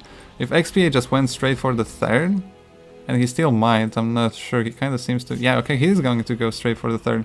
Like, there is no vision here. This scan is basically the only thing that reveals that there is an army over here. And this 3rd is dead. This 3rd is just straight up dead. It is not going to stay alive. Like, no matter what you do here as Protoss, this base is dead. And that's going to be a nice surround as long as it can be executed well. Obviously, the Colossi can shoot up the cliff, but they're going to get interference matrixed. And right now, I mean, I'm not sure who's really winning this engagement, like, value-wise, because 13 probes went down, the third is gone, 2 Colossi go down in the end, but also the entire Terran army that was across the map is gone. If you look at the army supply, well, there's still a whole lot of stuff here, and I guess the Colossi are not really that big of a deal when there are so many Vikings here. But, yeah, I'm not sure who really won that engagement, you know, in the grand scheme of things. There are 2 DTs being warped in somewhere. Ooh, that warp prince was chilling there the entire time. And now it's being used to warp in a whole lot of DTs, like... That's like 6 DTs, and that's a force to be reckoned with for sure. Especially if they're... Oh, immediately noticed by XPA. They do have blink though, so they can blink and then try to deal a lot of damage, but I mean XPA was so quick to respond to that. In the meantime, however, the entire Protoss army is going to take down a lot of these SCVs from the third base. It's going to take down the mines, not quite actually. So the mines still stay alive, and I mean, yeah, a lot of SCVs went down, but a lot of the Protoss army is just, well, non-existent right now. So, I mean, that's a big warp-in of Zealots and Templar. But yeah, I have no idea who's winning this game. Like 66 workers against 47, but just for like just basically for 30 seconds at this point. It is 1, 2, 3, 4 bases against 1, 2, 3, 4, kind of, right? But I don't know. I have no idea who's winning, and now it's gonna get even more awkward as the armies are passing by each other. I mean, Giant is going to notice this, and ooh, this disruptor could. Ooh, never mind. Okay, so the Protoss army is surrounding the Terran army, but it's also so spread out that I'm not sure if it's a good trade for Giant. And yeah, it is not. The army supply now tells the story. Like I can. Oh no! Oh no! No! No! Oh, that was even worse. That makes it even worse. The disruptor shot's not quite connecting, and now the Protoss army is so small, and a lot of it is in blink stalkers, which are kind of terrible. However, the Terran army is so yellow and red from all the stimming. Like one storm could end it, basically. The shield overcharge is fantastic. The Archon's getting a few really valuable shots. The Stalker's not quite firing all at once. The Chargeless doing their best to tank and deal damage. And in the end, Giant comes out with a economical lead, but that army is non-existent. That army is non-existent. If Giant can hold on for a while, I mean, there is a chance. But right now, I mean, XPA has twice the army supply. I believe the upgrades, oh my god, the upgrades are heavily in favor of the Terran player, and seems like Giant actually forgot to start +3, not even talking about 3-3 that XPA has. So actually, you know, when I was saying that Giant is fine as long as he survives, I'm not so sure anymore. If he's not getting +3, okay, he's getting +2 armor now, but I mean, the upgrades are so good on these bio units. And now XPA is going to go for that 4th base, I think it was, or 5th base, I'm not sure, for this base either way. And I mean, what is there to stop him? 1 disruptor, 3 disruptors. If these disruptors hit very well, and this base is gone, obviously, I didn't doubt that for a second. If these disruptors hit very well, I think there is still a chance. That's a good start. That's a good start, but just a start. So yeah, I'm not sure if this can actually be salvaged here. Nice pickup to dodge the disruptor shot, and actually, just this Terran army can win just straight up. Oh, that was such a good split from XPA. My goodness, losing basically nothing to what I thought was gonna be a massive disruptor shot. The Chargeless not really doing anything with these kind of upgrades. Probes going down left and right, army going left and right. Look at the army supply, 102 to 4. I'm not gonna comment on the chat right now, but XPA, well done. GG, well played. And he takes the victory. So ladies and gentlemen, it's not all Protoss. It's not all Protoss. We have a Terran going into the finals. GG indeed.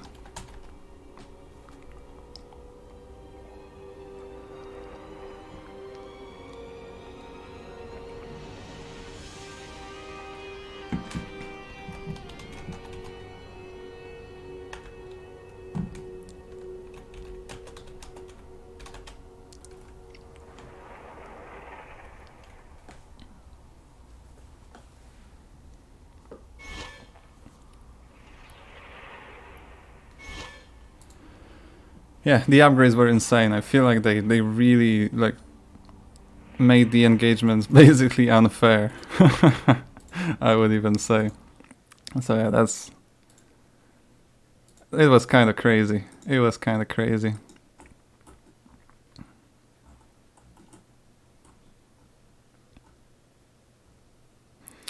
Okay, quick check on what's going on exactly right now. I have no idea. I think Kiwi against Danielo is still going. Let me just give you the bracket real quick, just for that update. So let's see.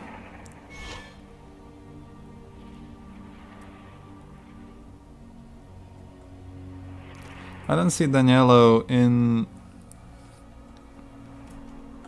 the Legion Cup chat.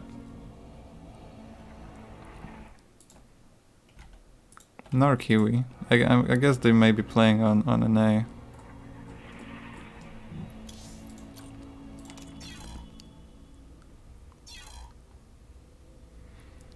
What a game indeed.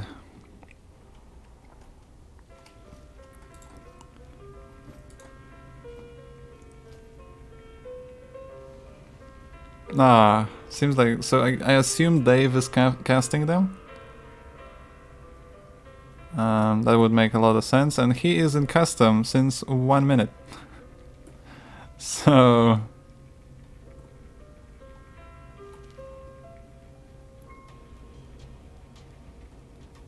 But again, I don't see Danielo here. I'm not sure what's going on. I am not sure what's going on.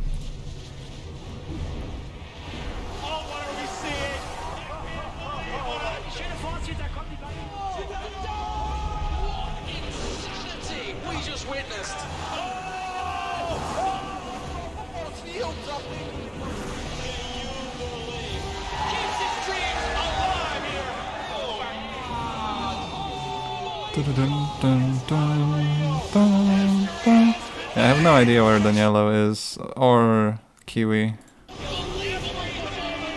So, right.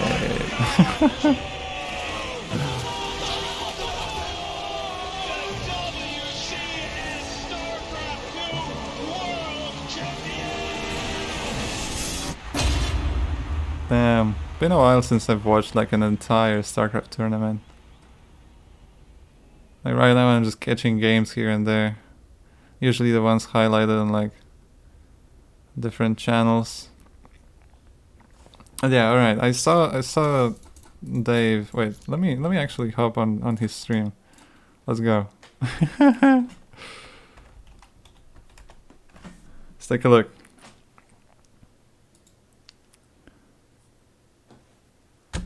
It's obviously delayed. Oh my god, I literally just missed it, right?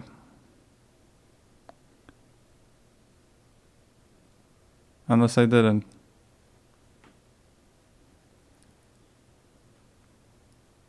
Yeah, I literally just missed it. Well, rest in pieces my hopes of casting anything. Let's hope he has a score. So if it's okay, it's 1-0. It's 1-0. I guess we're gonna raid Dave right now. I don't want to keep you all waiting. So we're gonna raid Dave, and maybe I can get in and cast and co-cast. Is he casting with Richie or? Oh shit! Right, I'm on the wrong Wrong audio. Is Kiwi gonna do the Cannon Rush series all game? We watched one series. It was a 1-1 with the deciding match going to Kiwi Taco, where we Cannon Rush right after. And it looks like we have potential for another one. Yeah, I think Dave is casting on his own, so yeah, we're gonna raid Dave, and I'm gonna see. Oh shit, I pulled my cable again. We're gonna see if I can hop in and then join him to cast. How do you raid now? No, I think I know. Right, let me not show my my stupidity.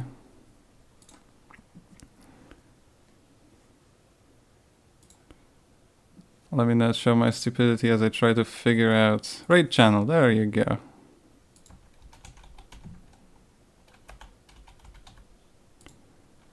There we go. So, we're gonna raid Dave. Thanks everyone for joining me, and I hope to see you next time. I had tons of fun, and yeah, let's raid Dave.